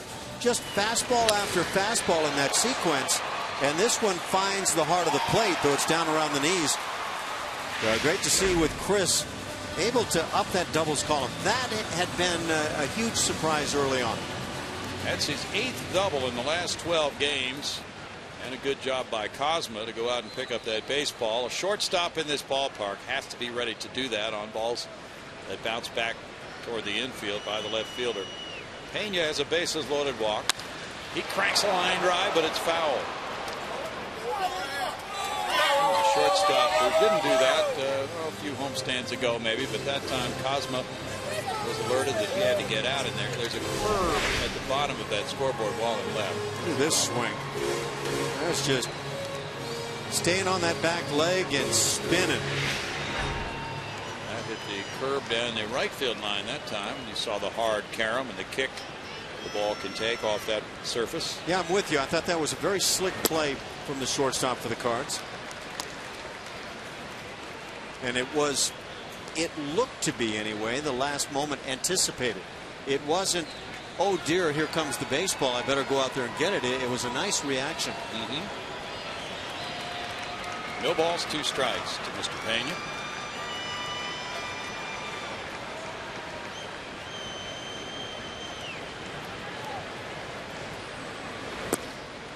1 and 2. Carlos had some fun with the rookie Mark Krause last night after Mark got his first major league hit. That was a double in the 9th inning. Carlos defaced a baseball that was not the ball used for his hit, but this happens all the time with a rookie. He wrote Mark Krause, but he misspelled his name on the ball, and he misspelled the name of the pitcher he was facing, and presented that to him in his locker. He later gave him the authenticated baseball. Did Krause buy into the mock job? He said that he was wise to it. Yeah, those rookies always are. 2-2. Well, wouldn't you think that after this legend has happened over a period of 20 to 30 years, word would get out?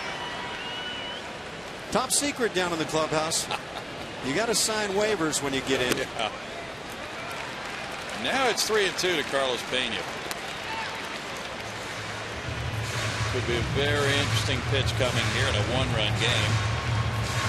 Pena did not get anything to swing at his last time on. He has 25 runs batted in. J.D. Martinez on deck. Carpenter's in shallow right field. And Lynn steps off. Lynn's thrown 74 pitches, 44 for strikes.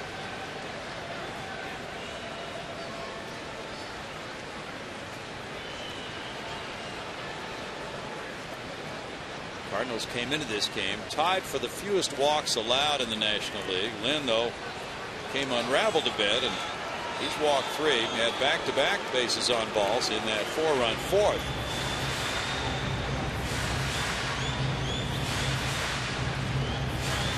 Julia? Hey, Brownie. Tonight's Sportsnet Central is presented by TXU Energy, and we will follow Astros post-game live, so everybody stay tuned for that. Yeah, a lot of news in the world today. And that's where you can get caught up on it. Sportsnet Central by TXU Energy, following Astros postgame live. With Marius Payton and Eric Young. That's another walk for Pena. And that's number 4 of the game for Lynn.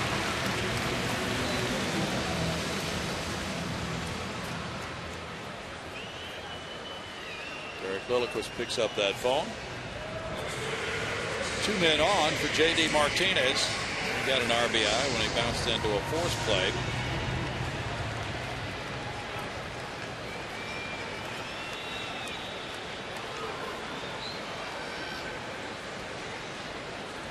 Red Wallace is on deck.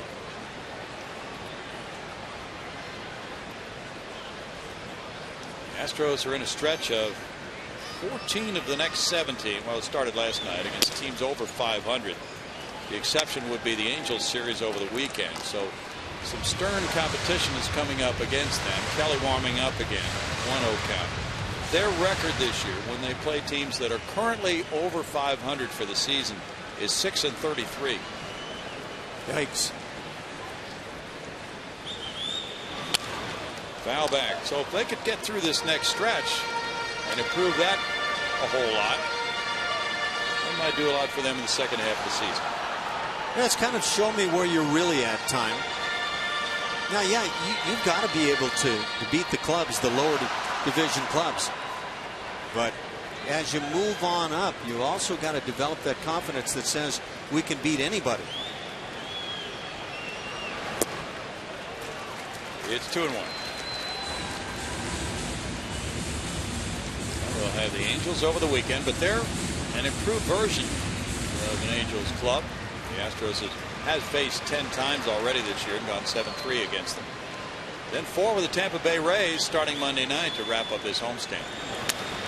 Foul back. And then on the road trip, a trip to Texas, St. Louis, and Tampa Bay offers more stern competition.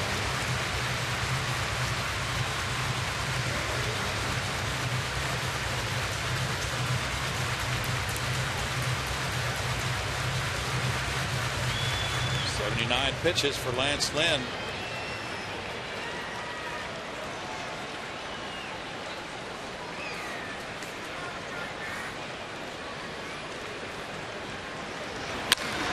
That's toward the gap in right center field. Robinson on the run. Robinson makes the running catch. to end the Astros fifth with no runs a hit, 2 men stranded, and it's 4-3 Houston after 5.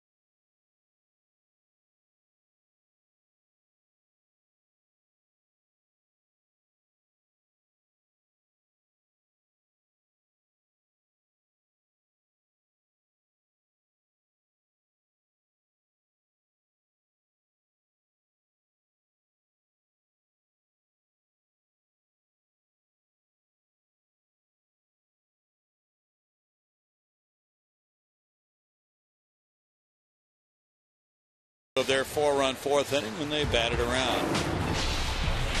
Let's go back 25 years. The Anderson Cancer Center bringing you this moment in history and showing you Craig Biggio's debut June 26, 1988.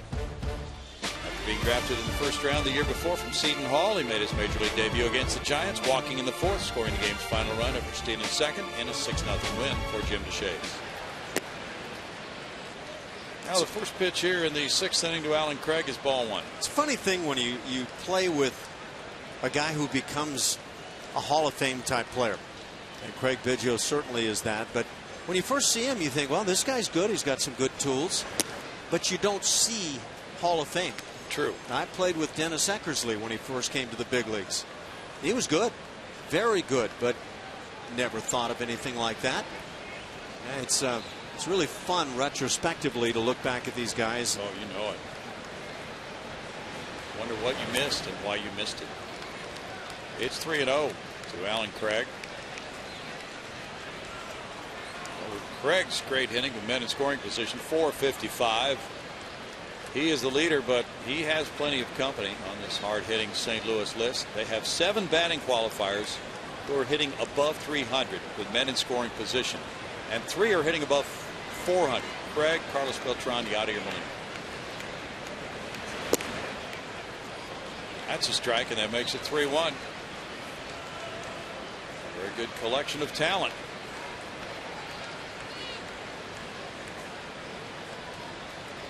Cardinals went 5 for 9 last night with men in scoring position.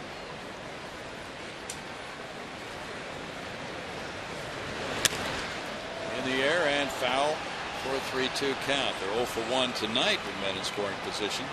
The last major league team, Ash, to finish a season with a batting average of 300 or better with runners in scoring position was the 2008 Minnesota Twins.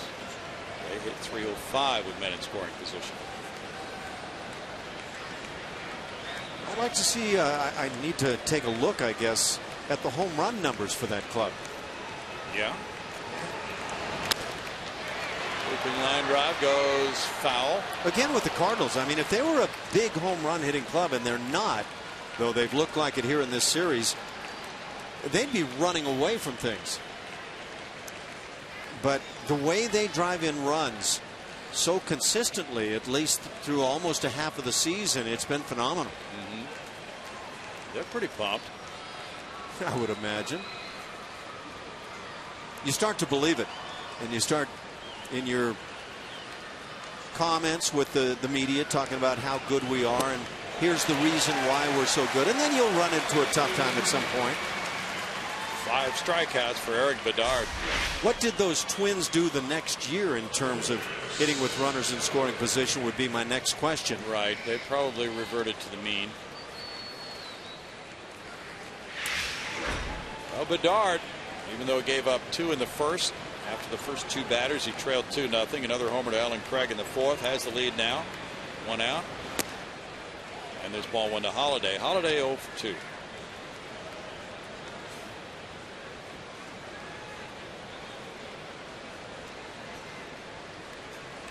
Paul Clemens is warming up.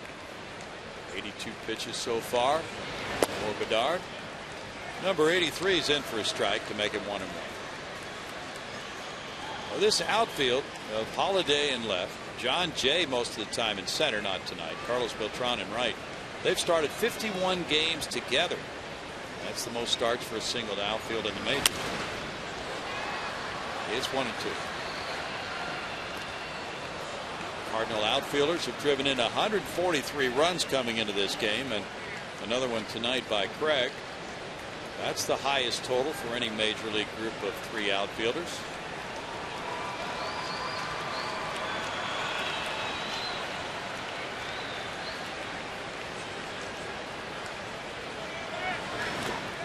Started his swing and then held back. It's 2 balls, 2 strikes to Holiday.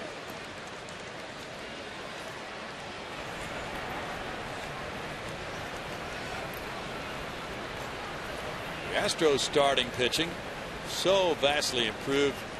3.37 since May 15th, second only to Oakland in the American League in that span of time.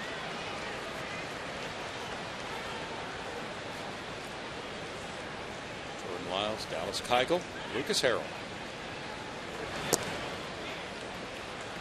3 balls, 2 strikes.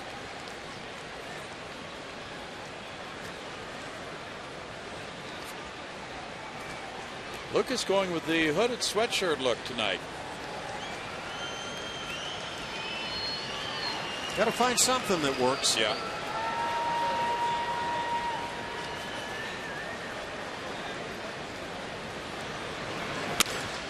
It's out to left center field. That's a flyer, and that is headed for the gap, and it's off the wall. Barnes going into the padding. Here's Holiday stopping at second base on a long double near the 404 sign in left center. That's his 12th 2-base hit of the year.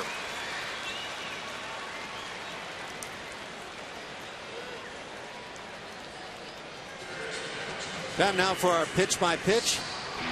Brought to you by Steel Dealers. Eric Bedard trying to go after one of the game's outstanding right-hand hitters for years now. The first pitch fastball sails up and in, finds the corner at the knees, and then another heater. Brings the breaking ball, a little half swing, almost got him.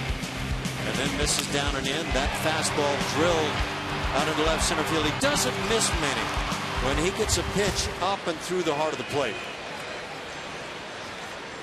Now with 1 out, he's in scoring position for David Freese, who struck out twice. Freese takes it for ball 1. Freese is a fine player. He's been derailed by some injuries in his career.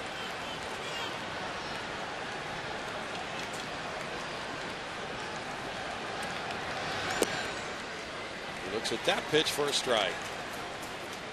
David turned 30 back in late April. He was born in Corpus Christi. Last year he drove in 79 runs. And on the DL during spring training with a lower back strain. Had some ankle surgery in 2010 on both ankles. There goes Holiday for third, and the throw not in time. Matt Holiday with a rare steal of third, his second of the year. Gets over there with 1 out. So we talk about the Cardinals as being a team that doesn't hit a lot of home runs. They've been slugging here in the series. They don't run much, but Matt Holiday takes off and steals third. Now that brings the infield in. They are not going to be pigeonholed, apparently.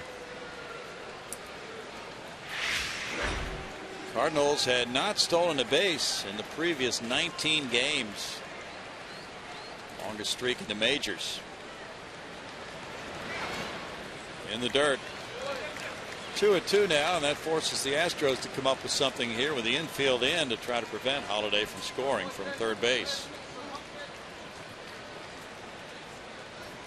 Freese only had 4 runs batted in April and 49 at bats. 26 for the season.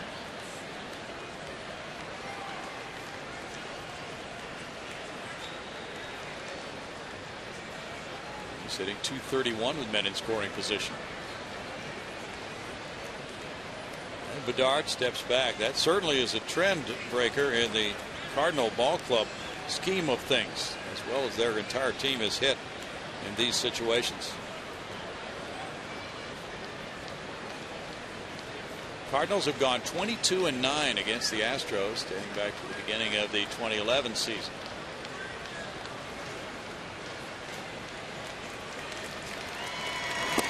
Inside for a ball, and the count runs full. Shane Robinson on deck.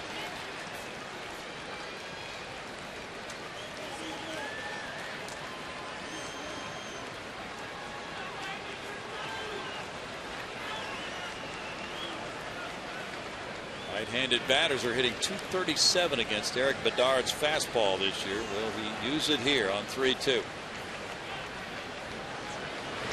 Nope. He goes with a breaking ball, and that's a great selection. It's strikeout number 6.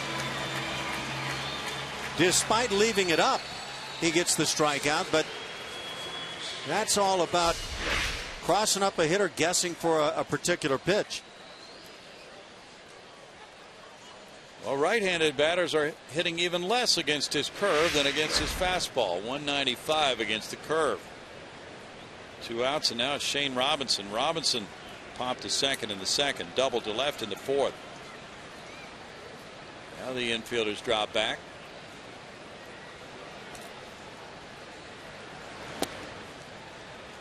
That's strike 1. Dominguez is not back as deep as he would normally be with a right-handed power hitter. Robinson is not one of those.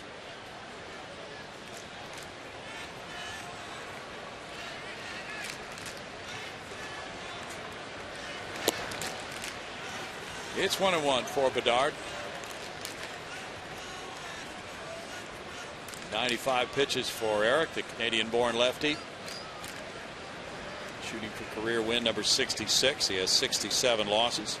His ERA at home was 2.12 when this game started.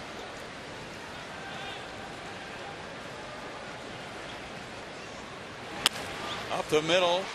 Elmore to his left. Elmore, quick throw. And that's out number 3. It's no runs, a hit. A runner stranded at third. That could be very big in a 1-run game with the Astros up 4-3.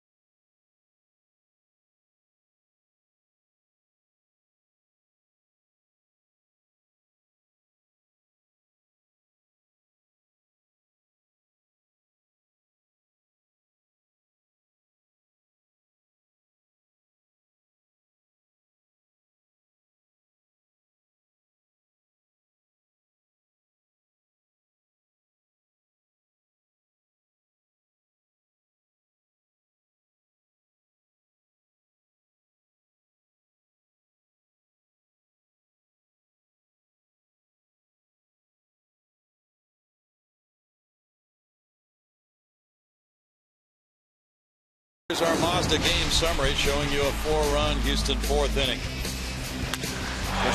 Starts out with the Cardinals jumping on top. Second hitter of the ballgame, 2-run home run, Yadier Molina. They got another long ball from Alan Craig. The Astros come back. The bases loaded walk. Kicks things in gear. Brett Wallace had a big base hit to drive in a run, as did Brandon Barnes, breaking his bat and shooting one up the middle. So that offense coming through in a bunch in the 4th inning for Houston. Strike one to Brett Wallace, leading off the home 6th. He has the RBI single in the 4th. That was big in that 4-run frame. He's 1 for 2. We got the tying run home. Now a little tap brings Lynn over to barehanded and throw him out. 1 out for Lynn. Matt Dominguez will follow. Lynn, with that 29-9 career record, is really bearing down on something that hasn't been done in a while. The only active pitchers who reached 30 wins before they reached 10 losses were Roy Oswalt, who started 33-9, and Tim Hudson, who also started his career at 33-9. A couple of smallish right-handers. Good point. Matt Dominguez is 0 for 2. Nobody drafts that smallish right-hander anymore, do they? Yeah, maybe low though. Well, Oswalt was a loser today. Colorado losing at Boston 5-3. He's 0-2 with the Rockies. But he struck out 11 in 5 innings in his first start as a Rocky. Josh Fields and Wesley Wright warming up there. And he did not have good fielding support in that initial outing. He ran up against John Lackey. Lackey striking out 12 Rockies today, with the Red Sox winning at 5-3. No balls, 2 strikes, but Oswalt's stuff still looked pretty good on highlights of that first start. I think he had loaded up for that one. You hope that, I think we all root for Roy and hope he has success, that maybe he can continue to show that he's still got something at this stage of things. He worked in relief last year for the Rangers and was not pleased with that assignment. Had some opportunities to sign with other clubs as a reliever, but he waited for that opportunity to start, and that came with the Colorado organization. He started at AA Tulsa, then got called up, and today he allowed 5 runs and 9 hits in 6 innings. Striking out 5 and walking 1. Michael Kadire of Colorado extended his hitting streak to 23 games with 2 solo homers. Kelly's been throwing in the bullpen. And that matched the Colorado club record set by Dante Bichette in 1995. Ground ball over the bag at third. Fair ball for David Freese. And that takes care of out number 2. Freese airing out the strong arm. Nice job by Freese to slow that down after he gloves it. Watch at this point what he does. He doesn't try to throw on the move, just uses the footwork, plants, and makes a good strong throw. Dominguez doesn't run all that well, so I'm sure it was sized up early on there, but that's the way you want to make that play. Brandon Barnes gave the Astros the lead with that single up the middle in the 4th. Right fielder Alan Craig made a sliding catch on his shallow fly ball in the 3rd. He fouls it for strike 1. Yeah, Brandon said when he's in a little bit of a slump, as he has been lately, he doesn't try to do a lot of extra hitting. He just finds that he can take solace in going home to his family after a ball game. Come back out, do the normal work the next day. I had a lengthy conversation with George Brett in Kansas City, and it was quite revealing in a number of aspects. But when it came to all the extra work that hitters do today in the game, George was completely against it. He feels like hitters swing way too much, and I agree. I think guys wear themselves down, and a lot of times when you take a lot of extra swings, you're working on things that don't help you anyway. 1-2. So more work smart than work hard. Yeah.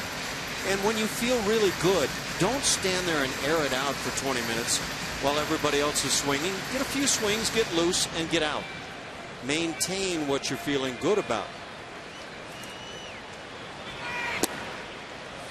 Off the plate, 2-2. Do you like that last swing in the cage? to be kind of like the last swing on a driving range before you tee off, make it a good result before you leave? I think that's ideal. But there are times, quite frankly, that you can stand there and take 15 more swings and not hit the ball the way you want to. Fly ball out to center. Robinson over. Robinson makes it a 1-2-3 6th inning for Lynn. After 6, 4-3 Astros.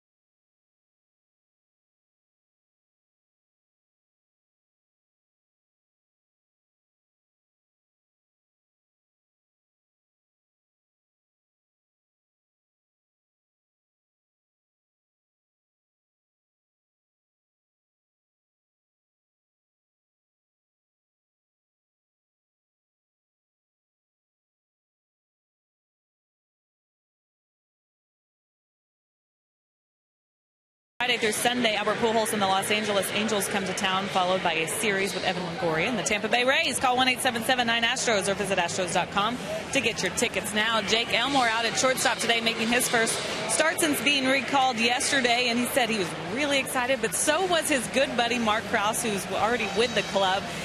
These two go way back. They were actually together with the Arizona Diamondbacks there. And then in Oklahoma City, they were roommates on and off the road as well. So rooting for each other and very happy to be with the big league club together, guys. It's an interesting story, too. Yeah, they can share in this together, promoted, and both having this good opportunity. We go to the 7th inning and get into the Astros bullpen with right-hander Josh Fields taking over. He, in 7 2/3 innings, has allowed 8 hits, walking 1, fanning 6 with a 4.70 ERA, facing Pete Kozma, who's 0 for 1 with a walk. And that's a strike on the foul ball. Eric Bedard pitched well tonight. 6 innings of 7 hit, 3-run baseball, 1 walk, 5 strikeouts. Gave up 2 homers, a 2-run shot to Molina, and fell behind 2-0 after facing 2 batters. Then Alan Craig homered in the 4th to make it 3-0 Redbirds, but the Astros roared back with 4 in their half of the 4th inning, and Bedard has a chance to be a winner now. The curveball's top foul. No balls, 2 strikes for Pete Kozma. Josh Fields worked last night, 1 inning, giving up 2 hits and 2 runs. He came in the 8th and allowed a 2-run homer to Alan Craig after a single by Tony Cruz. It's not easy to get raked around early. You go out there with a positive mindset, and a couple of hitters in, it is just not working the way you had planned. But to turn it around may be even more difficult, but that's what Bedard did tonight. That's a very good point, Ash. He did not panic, did not lose his composure. 1 ball, 2 strikes.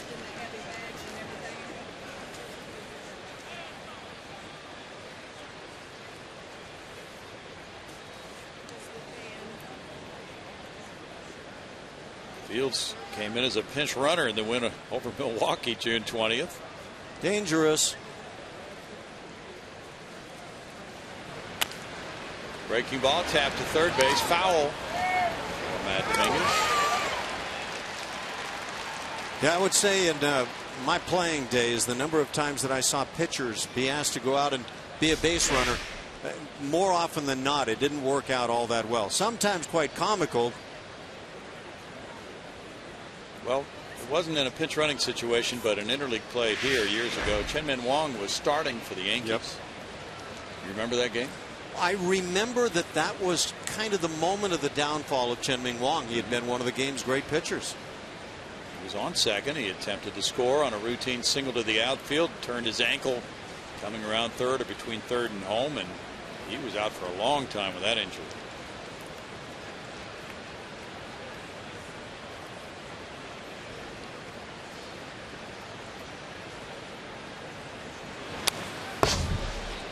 Shot over by the camera there. Still 1 ball, 2 strikes. Those decisions by managers come in moments of desperation as you're trying to figure out a way to make things work. But, well, those pitchers just don't get enough work on the base paths. And it's funny, you throw them out there and something unusual will come about.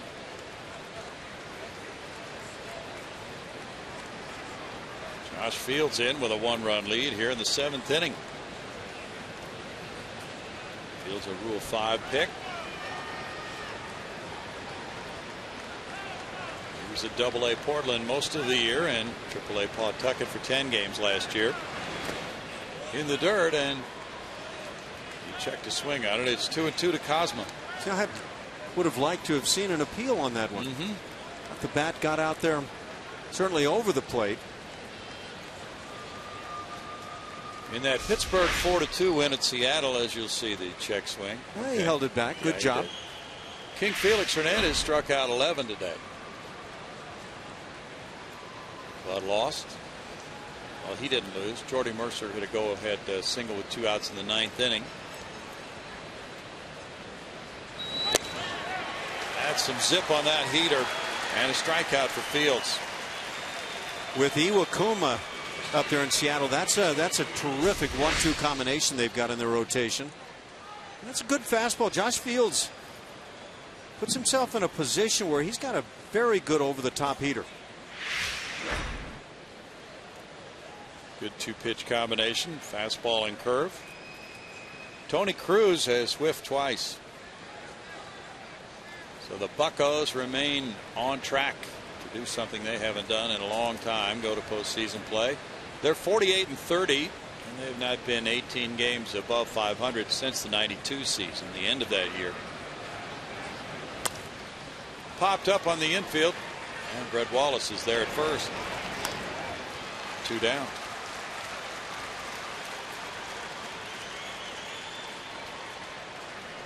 Now Matt Carpenter is looking at Bo Porter. He may want a lefty. He's already signaled to his bullpen. He had Wesley Wright warming up. And Josh Fields gets the first 2 outs here. Wright is throwing now, and he is leaving the bullpen area to come in and face Carpenter, who's 1 for 3. 4-3 Astros. Back in a moment.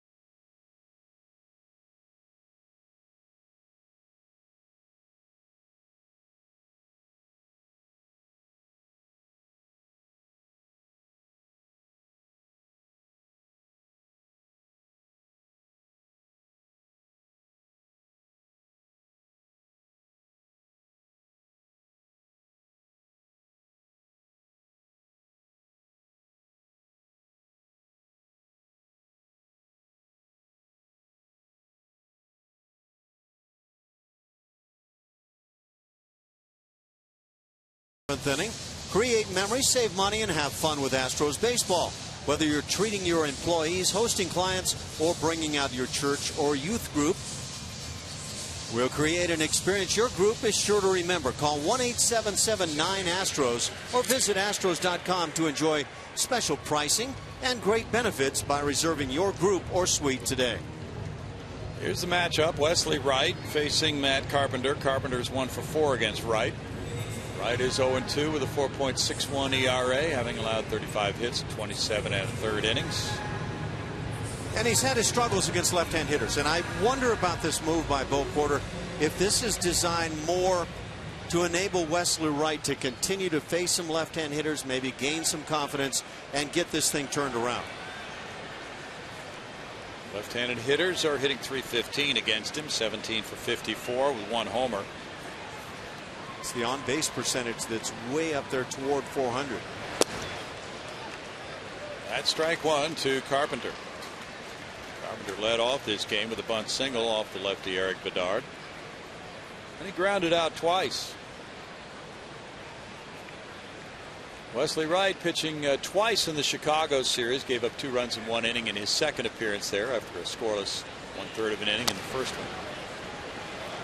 Tapped it foul for a 0-ball, 2-strike count, 0-2 to Matt Carpenter. 273 against lefties, and he's really fired it up since May 7th, 328 against southpaws.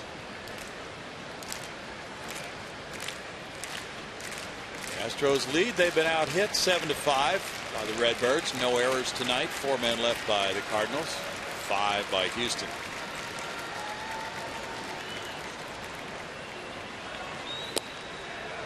Just off the plate, and it's 1-2. Yadier Molina's on deck.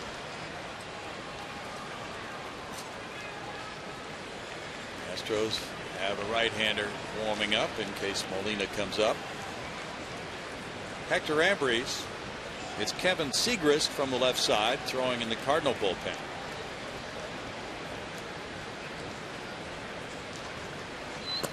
Carpenter reaches and he strikes out. So the bullpen with Fields getting 2 outs and Wright getting the 3rd, get through a 1-2-3 7th and maintain the Astros 4-3 advantage.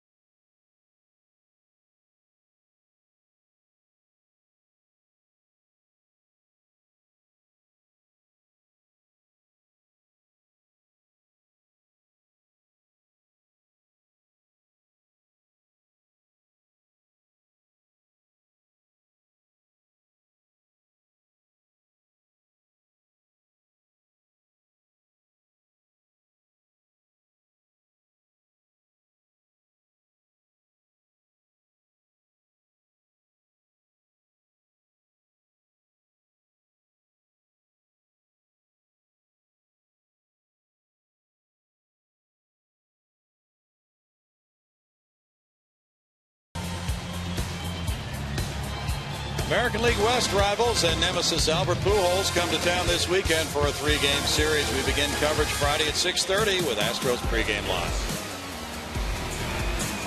And now let's take a look at tomorrow's pitching matchup, brought to you by Chevron. Care for your car. And those fellas would be Bud Norris for the Astros, 5-7, despite the 3.60, very nice ERA.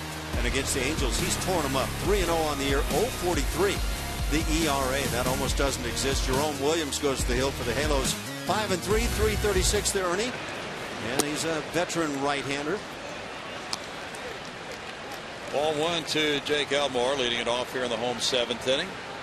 Bud Norris watching this game and preparing mentally for Friday night, probably. Elmore's 0 for 3. Lance Lynn gets him to hit in the air to right field. Backing on it, Alan Craig. That's one down in the bottom of the 7th inning as Lynn stretches it out. He's at 95 pitches. Jose Altuve will be next. Altuve single to start that 4-run 4th. He's 1 for 3.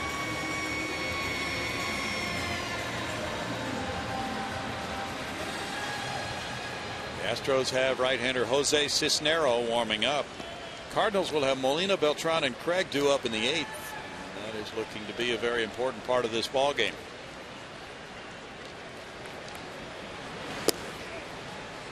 At strike one, with David Freese just about a step behind the bag at third. In case Altuve should think about laying one down.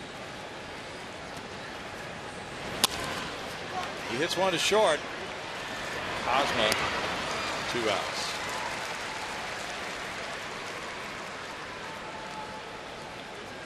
Castro will be next. He's walked, singled, and grounded out.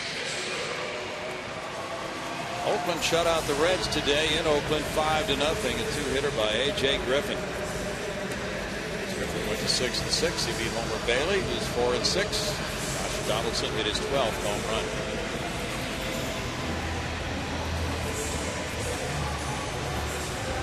Chris Carter's on deck as Castro steps up. Blue Jays are in flight again, Ash. They shut out the Rays 3-0. Can't hold him down, Browning. 2-hitter by R.A. Dickey. Fly ball, shallow left. Cosmo looks out to Holiday. And it's a 5-pitch 7th inning for Lance Lynn. He's still under 100 pitches. We go to the 8th inning, and the Astros lead a tight one, 4-3.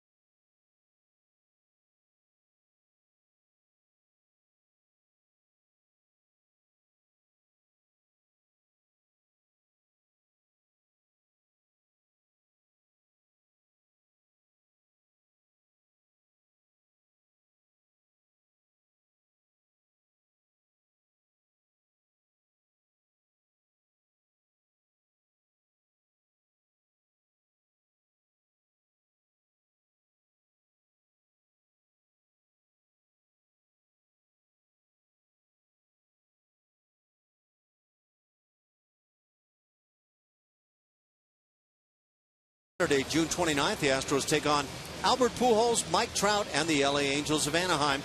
That's at 3:10 p.m. Be sure to get to Minute Maid Park early, as 10,000 fans will receive a white home replica jersey.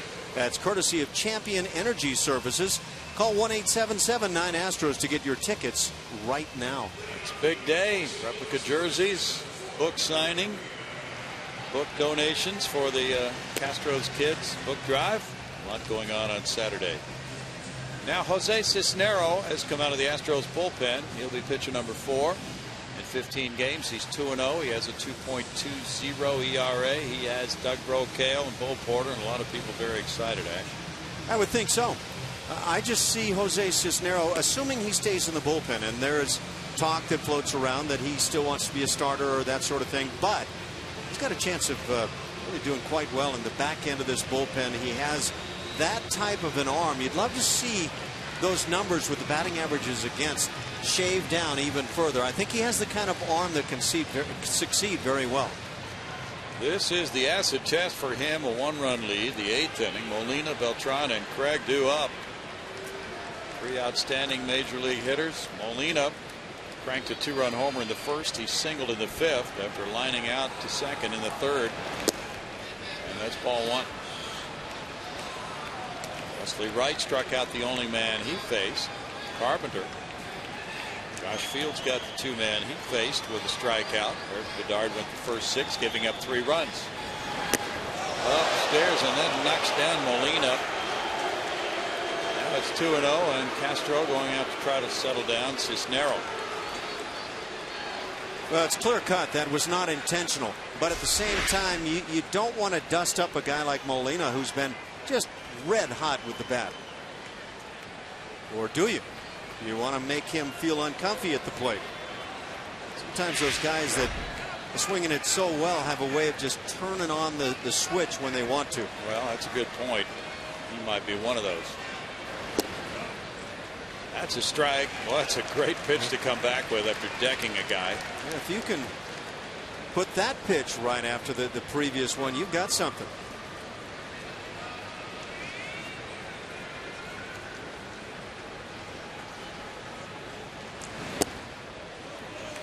It's 3-1 now to Yadier Molina. Jose Cisnero, 24 years old, from the Dominican Republic. Former starting pitcher. That's what he was last year. 20 starts at Corpus Christi, 8 more at Oklahoma City. And he gets a foul tip. And that backlash on the swing gets some Jason Castro.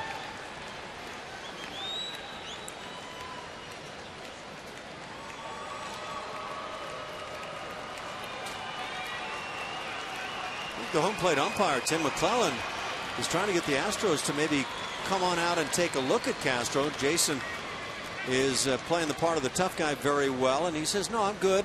Maybe throw an extra toss here. Where did that bat hit him? Did you see? Couldn't see it. All I knew is right away Castro was showing signs of a guy who had been beat up.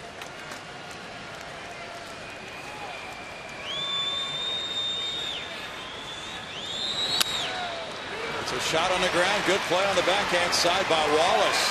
And a big out as Molina's retired from 3-1. And now the pitch by pitch brought to you once again by your steel dealers. And boy, that was an intriguing at bat, and nice job in the end run there by Cisnero, getting over to the bat quickly.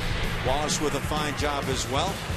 With that pitch by pitch, fastball misses away, and then comes the heat up and in. He's able to spot a pitch well and then throw one right on by and get the ground ball. Not an easy play, though, and again, kind of focus also on Brett Wallace. That's a nice play defensively at first. Sure is.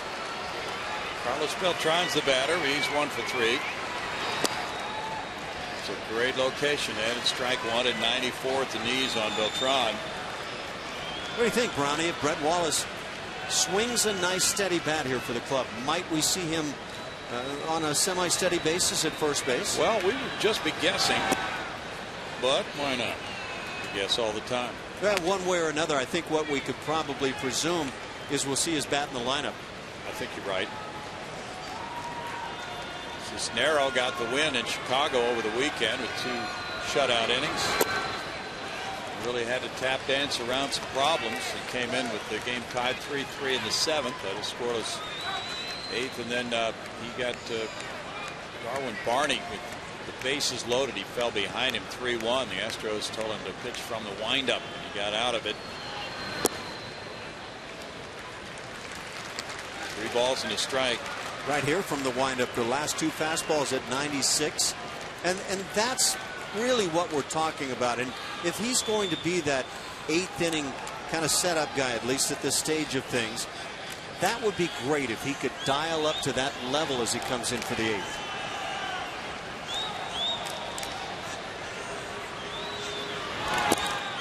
That's a 1-out walk. Julia? Hey there, Brownie. We're wanting to remind the viewers to stay tuned for Astros Post-Game Live presented by MD Anderson. Hoping the Astros hold on right here.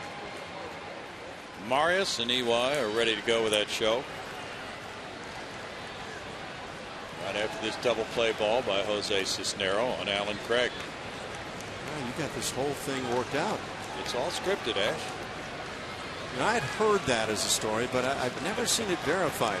He did bounce into a double play in the first, so it might be presumptuous to think that that could happen twice in one night. He homered in the fourth.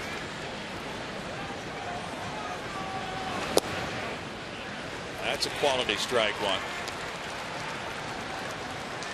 Dials it back to 95 to make the good pitch.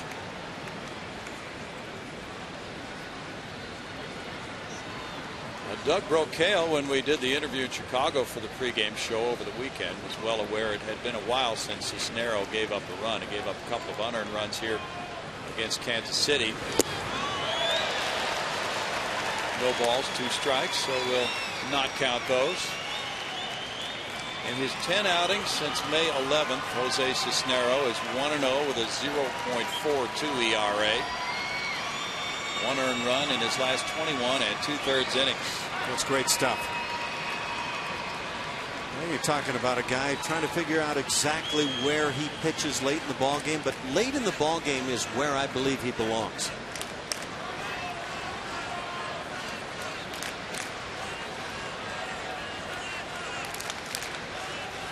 He joined the Astros after starting the year at Oklahoma City. Came up April 22nd.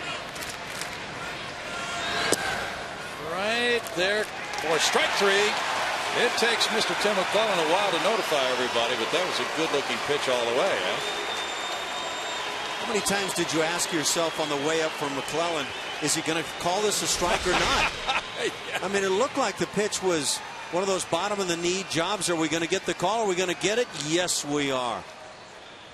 He's one of those umpires who verbally calls it before he signals. Yeah, so the guys at home plate will get the word, I think, most of the time. I've asked that question, and I've got varying reports on that one. Okay.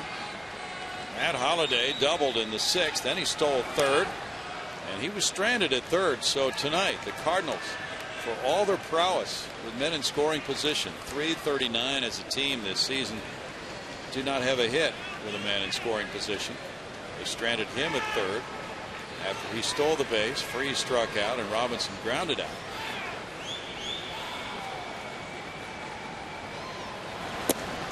And there's strike 1, but Holliday has been known to turn games around with a swing like that. Yeah, he's a strong fella, and he likes hitting that fastball, but this is a special edition of the heater. Holliday hit 27 long balls last year. He's hit 240 in his career. Foul back. 0-2 here in the 8th inning.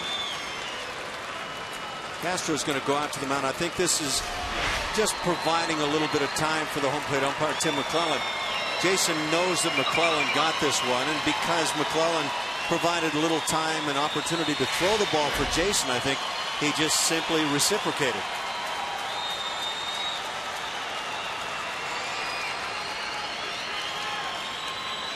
And about his fair play.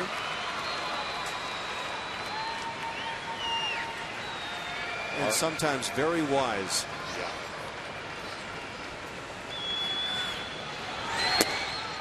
Upstairs, and it's 1-2.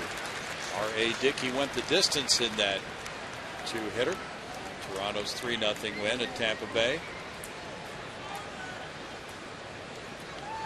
Jose Reyes returned from a 2-month layoff. He went 0 for 4. Kawasaki got sent out. A guy that had been playing the part of the hero a few times of late. Good times are not rolling anymore. Oh. Upstairs, ball 2. 2 balls, 2 strikes.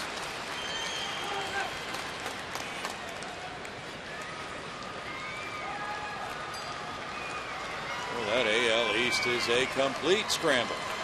It's a beast over there.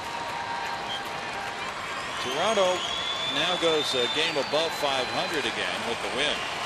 And everybody in the AL East is above 500. They were all within 6.5 games of each other when play started today.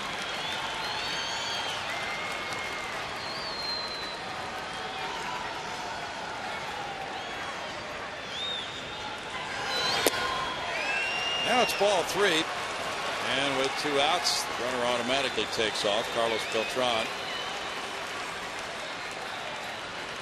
This has been one heater after another. Does he come with one more here, trying to find the strike zone? Throws a high percentage of that pitch.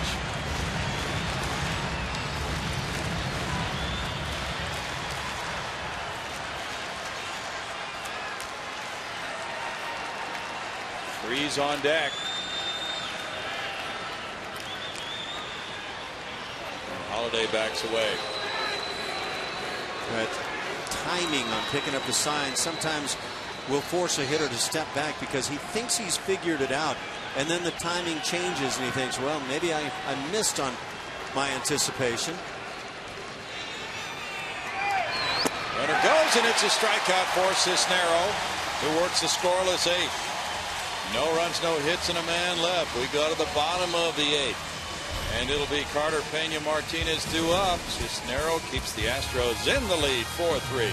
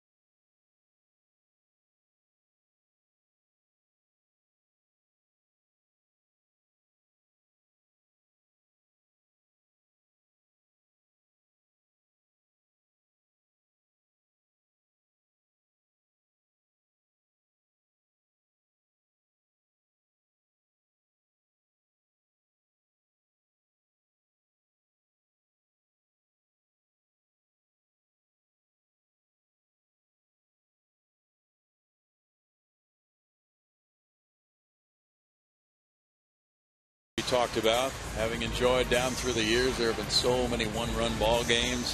What's going to decide it now? The Astros would like to get a little insurance here in the bottom of the 8th, Ash. What's the deal, Brownie? We keep running into folks from Missouri here, a lot from St. Louis, and just out having a good time. Yeah. Some in high places. Jim Crane brought a couple of his St. Louis friends in. Chris Carter, the batter. Fouled it back. There is strike 1. Carter has a walk and a double in 3 trips tonight.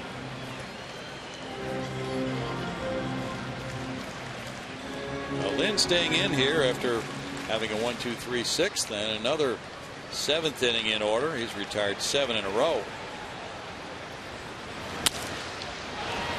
Off the end of the bat, it goes to Cosma, and that's 1 out. So he's doing a really good job of keeping that Cardinal bullpen fresh for their next series at Oakland.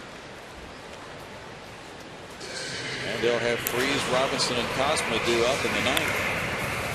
With Jose Veras warming up for that trio. Sometimes the best way to keep a starting pitcher on a roll is keep him in a ball game. Let him go deep. Let him stay in that same kind of ritual that he wants to be in all season long. Carlos Pena has flied to center. He's walked twice. One of those a bases loaded walk. That's strike 1 to Pena. Cardinals have not won a game this year when they've trailed after 8 innings. Only trailing by 1 as of now. That's surprising. Yeah.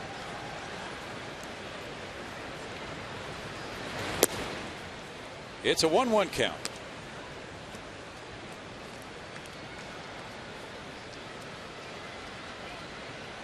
Now you go back to that Killer Bees era and all the great players the Cardinals had at that time. There's Carpenter, Jim Edmonds, go on and on and on with the star power on both those clubs. They were on a 4-3 games, 3-2. Just well played baseball down through the decades between these two clubs. A lot of Albert Pujols going on. A lot of that. Swing and a miss, and this one gets by the catcher, and Cruz can't pick it up, so Pena reaches on the strikeout.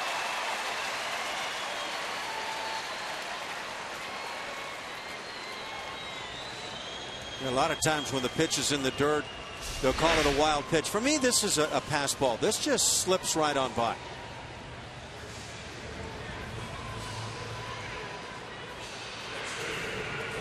Can't really get a good look at it on that backhand side down around the dirt level.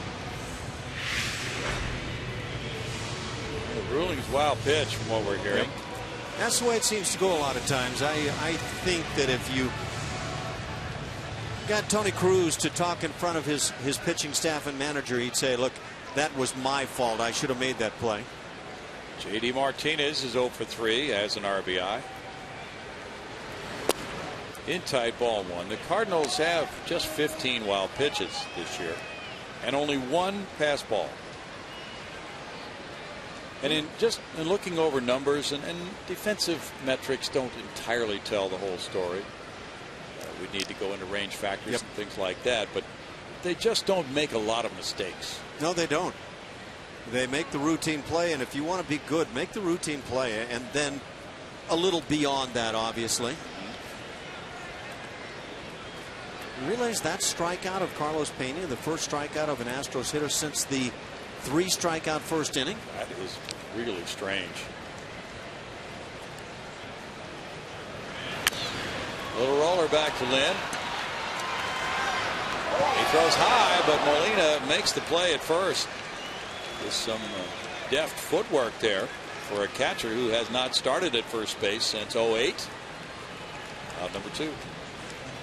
Mike Matheny says that's a moment where it looks like it's going to be the end of the night for Lance Lynn. Wouldn't that have been something for a guy of the quality of Molina to get hurt on a play like that while playing first base? Terrible. Absolutely. That'll be it for Lynn. He goes 7 2/3. And he really helped Mike Matheny's bullpen for the next game by staying in this one after giving up 4 runs in the 4th inning and then pitching 3 2/3 more after that. As he leaves, it's still 4-3 Astros, and we'll rejoin you in a moment.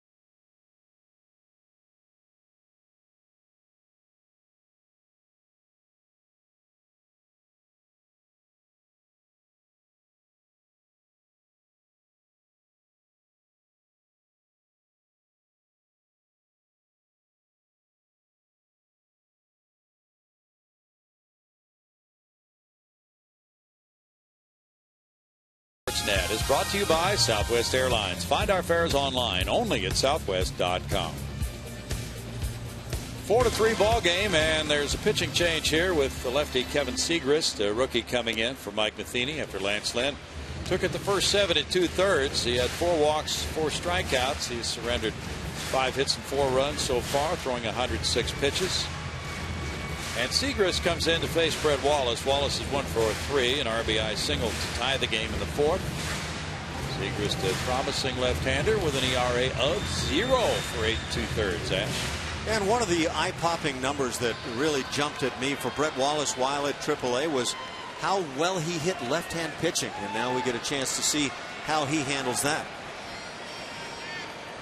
Matt Dominguez on deck. Rick Horton is one of the Cardinal broadcasters. He's over on radio for this series. He loves what he has seen of Kevin Segrist. This is only his 9th major league appearance, but with those 11 strikeouts and 8 2/3 innings, batting average against him 0.71. Why wouldn't he love Kevin Segrist? Oh, those lefties stick together. Segrist, though, was a 41st round draft choice in 07. That is surprising. Listed at 6'5". He's 23 years old. Last year he was a starting pitcher for Class A Palm Beach and AA Springfield from Buffalo, New York.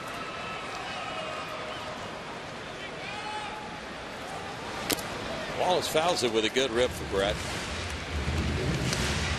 1-2 now.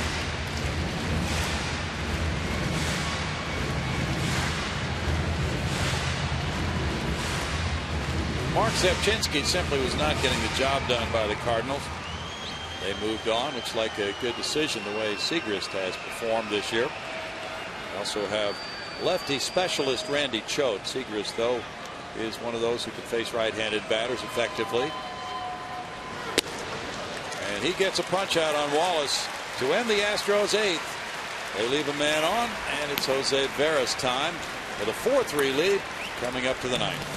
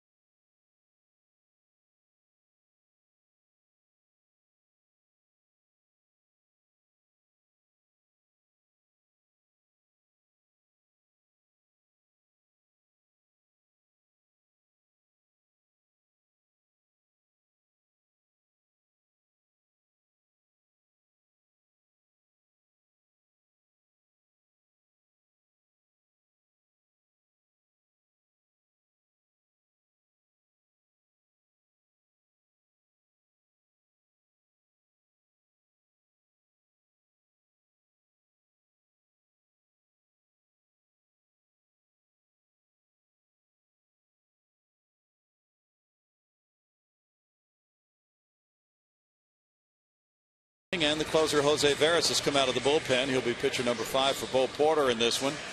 The Astros trail 3-0. They got 4 in the 4th. Now they've made defensive moves. Jake Elmore has moved from shortstop to left field, replacing Chris Carter, who leaves the game, going 1 for 3 with a walk. Ronnie Cedeno moves in to play shortstop.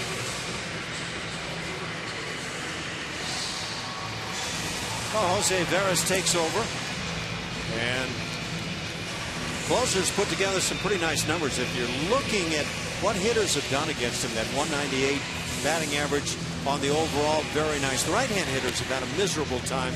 That slider coming into play as well. 175 the mark, 226 for the lefties. It's all about closing it out right now.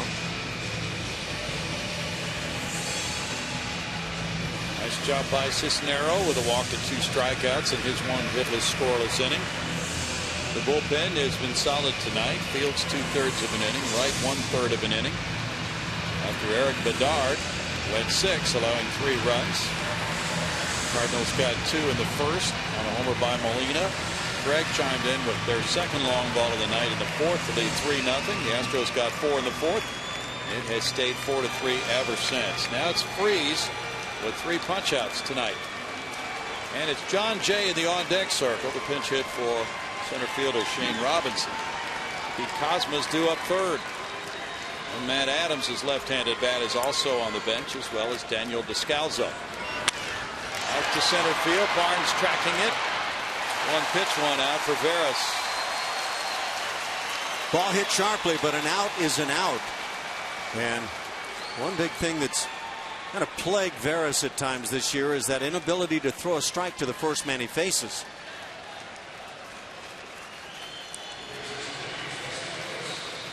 Veras got his most recent save in Chicago, the 4-3 win over the weekend with a hitless inning. Now the pinch hitter is Jay. Robinson was 1 for 3, a double. Jay at 243 with 4 homers has 33 runs batted in. Last night he was 0 for 4.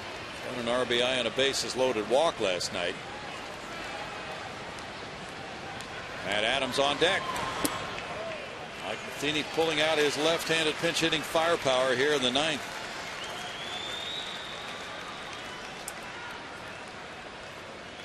Veras is 6 for 6 in his June save opportunities with a 1.80 ERA this month. As a roller into right field. Wallace was guarding the line, and Jay went out and rolled it between him and Altuve. A one-out pinch single for Jay. Jay has 2 steals and 3 tries. Veras comes with the heater out over the plate. A lot of times when you pull that pitch, you're just going to roll it to somebody on the right side, but big gap between first baseman and second baseman. Adams, who started last night, is the pinch hitter for Kozma now. Kozma 0 for 2 with a walk. Adams at 311 with 4 home runs, has 16 runs batted in. Adams last night went 1 for 4 with a walk. Had scored twice. Adams is 7 for 21 pinch hitting, 1 homer, 4 runs batted in. Descalzo's on deck.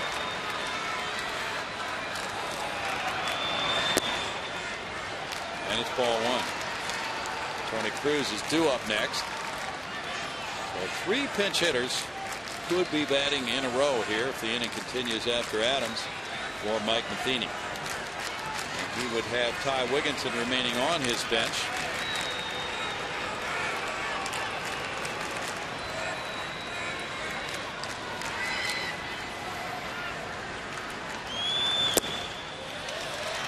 Now it's 2 balls, no strikes for Veras.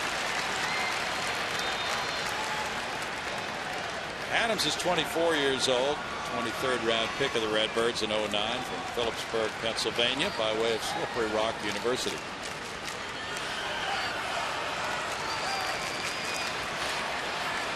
He spent some time on the DL with a strained oblique.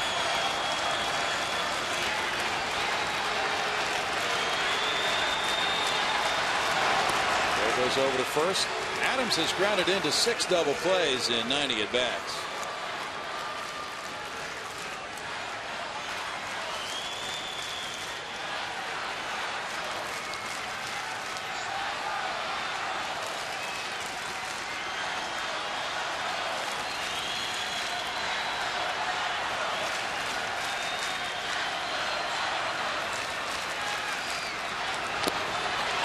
Foul tip.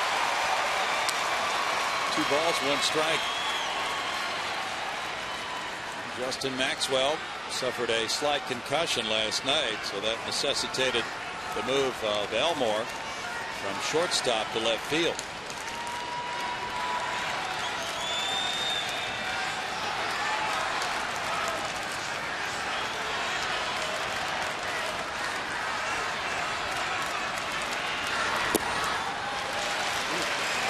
To Adams.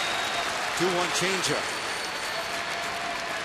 Adams, a lot of times you can anticipate a hitter getting overly aggressive in that count, looking for the fastball and moving early, but Adams did none of that.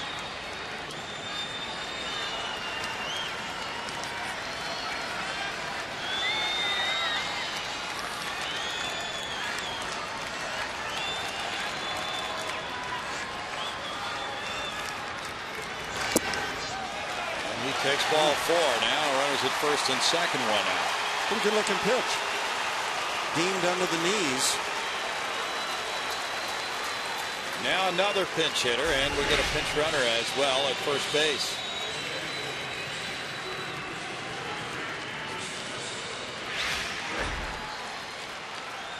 Daniel Descalzo is the pinch hitter for Cruz, and there's the pinch runner at first. Joe Kelly,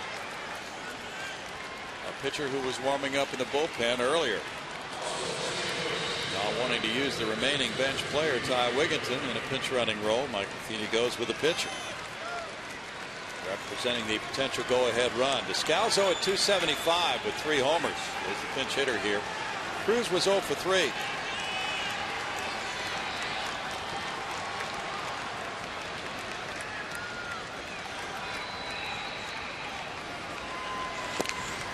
That one handcuffed Castro, but was able to keep it close enough so there's no advance by Jade. And the pinch runner. Watching Castro go out and talk things over, it appears this could have been another of many cross-ups between pitcher and catcher this year. I have never seen so many, and that's exactly what it was. I asked Jason Castro about a week ago, what's going on with all the cross-ups, and basically he had no answer. And pitchers tend to get into their own sets of signs. Just a lot of misses. That could have been disastrous. Runners move along to second and third with 1 out on a play like that. Then a single ties or gives the Cardinals the lead, rather. It's 2-0 now. Descalzo, who hit his first career grand slam May 21st. Then select the pitch in his zone. Cardinal left-hand hitters here in the inning doing a great job laying off the changeup. Descalzo, as a pinch hitter, is 2 for 9 with 2 runs batted in. He's had 131 at bats.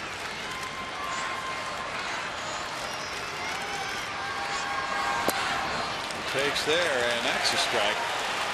2-1 for Veras.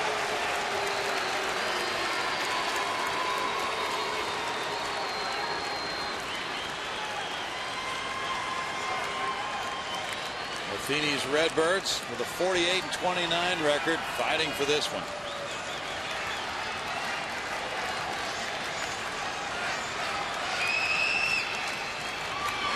Descalzo fouls it.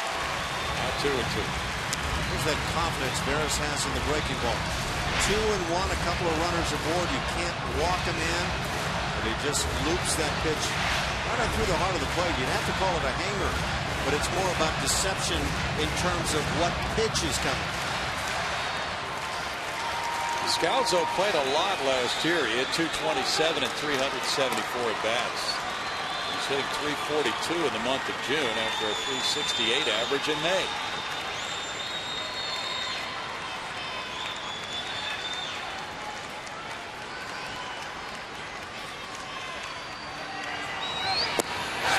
At a breaking ball, and that's a strikeout for out number 2. A big breaker from Veras. Now Jose comes right back to a pitch he likes to turn to. You can really see that with his hand he gets under that pitch a bit. That's not desirable, but because he throws so hard, hitters have a hard time looking breaking ball. That's strikeout number 10 for Astros pitching tonight. Astros struck out 14 Redbirds last night.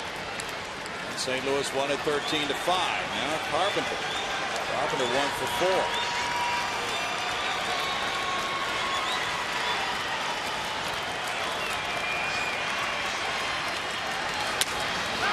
Out into right center field. And that will do it.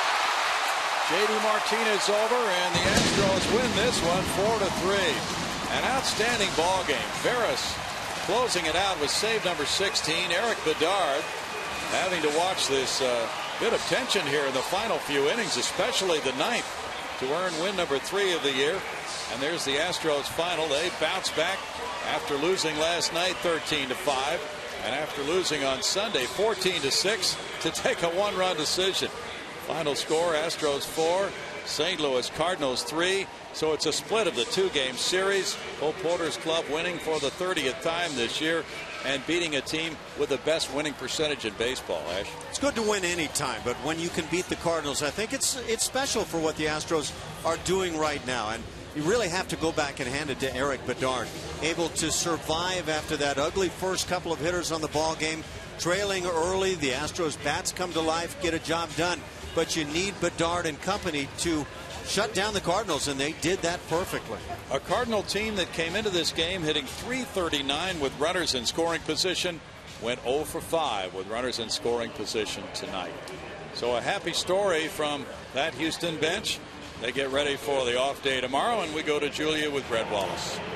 Thank you very much, Brownie. With Brett Wallace, who had a big RBI single to tie things up in the fourth. A big fourth inning for you guys. How were y'all able to get to a good pitcher like Lance Lynn right there? I mean, I think everybody just kind of bought into doing the little things and not trying to, not one guy going up there trying to hit home runs and, string together a couple good at-bats in a row, and you put the pressure on him. And, Carlos's at-bat right there was huge. I mean, I think that really set the tone after the guys got on. The bases loaded, it's hard to work a walk like that. So, everybody just kind of pulled together and did what they needed to do. 3 RBI for you in the past 2 games. You've only been up 2 games. How have you been able to handle the pressure of just being up and everyone's eyes on you? I think honestly you don't look at the pressure. You rely on your teammates, and they've been great. Whether I was here earlier or when I was down, and now that I'm back, I mean they've been great rallying around me, and really just they kind of take your mind off it and they pick you up. And like I said, if we all buy into doing the little things, you don't worry about trying to do anything too big yourself, and that takes all the pressure off. Congratulations. Thank you. All right, Brownie, back up to you. Thanks, Julia. Very enjoyable game tonight. The Astros win it by 1. They're now 12-12 in one-run games. Final score 4-3. Houston. Back in a moment.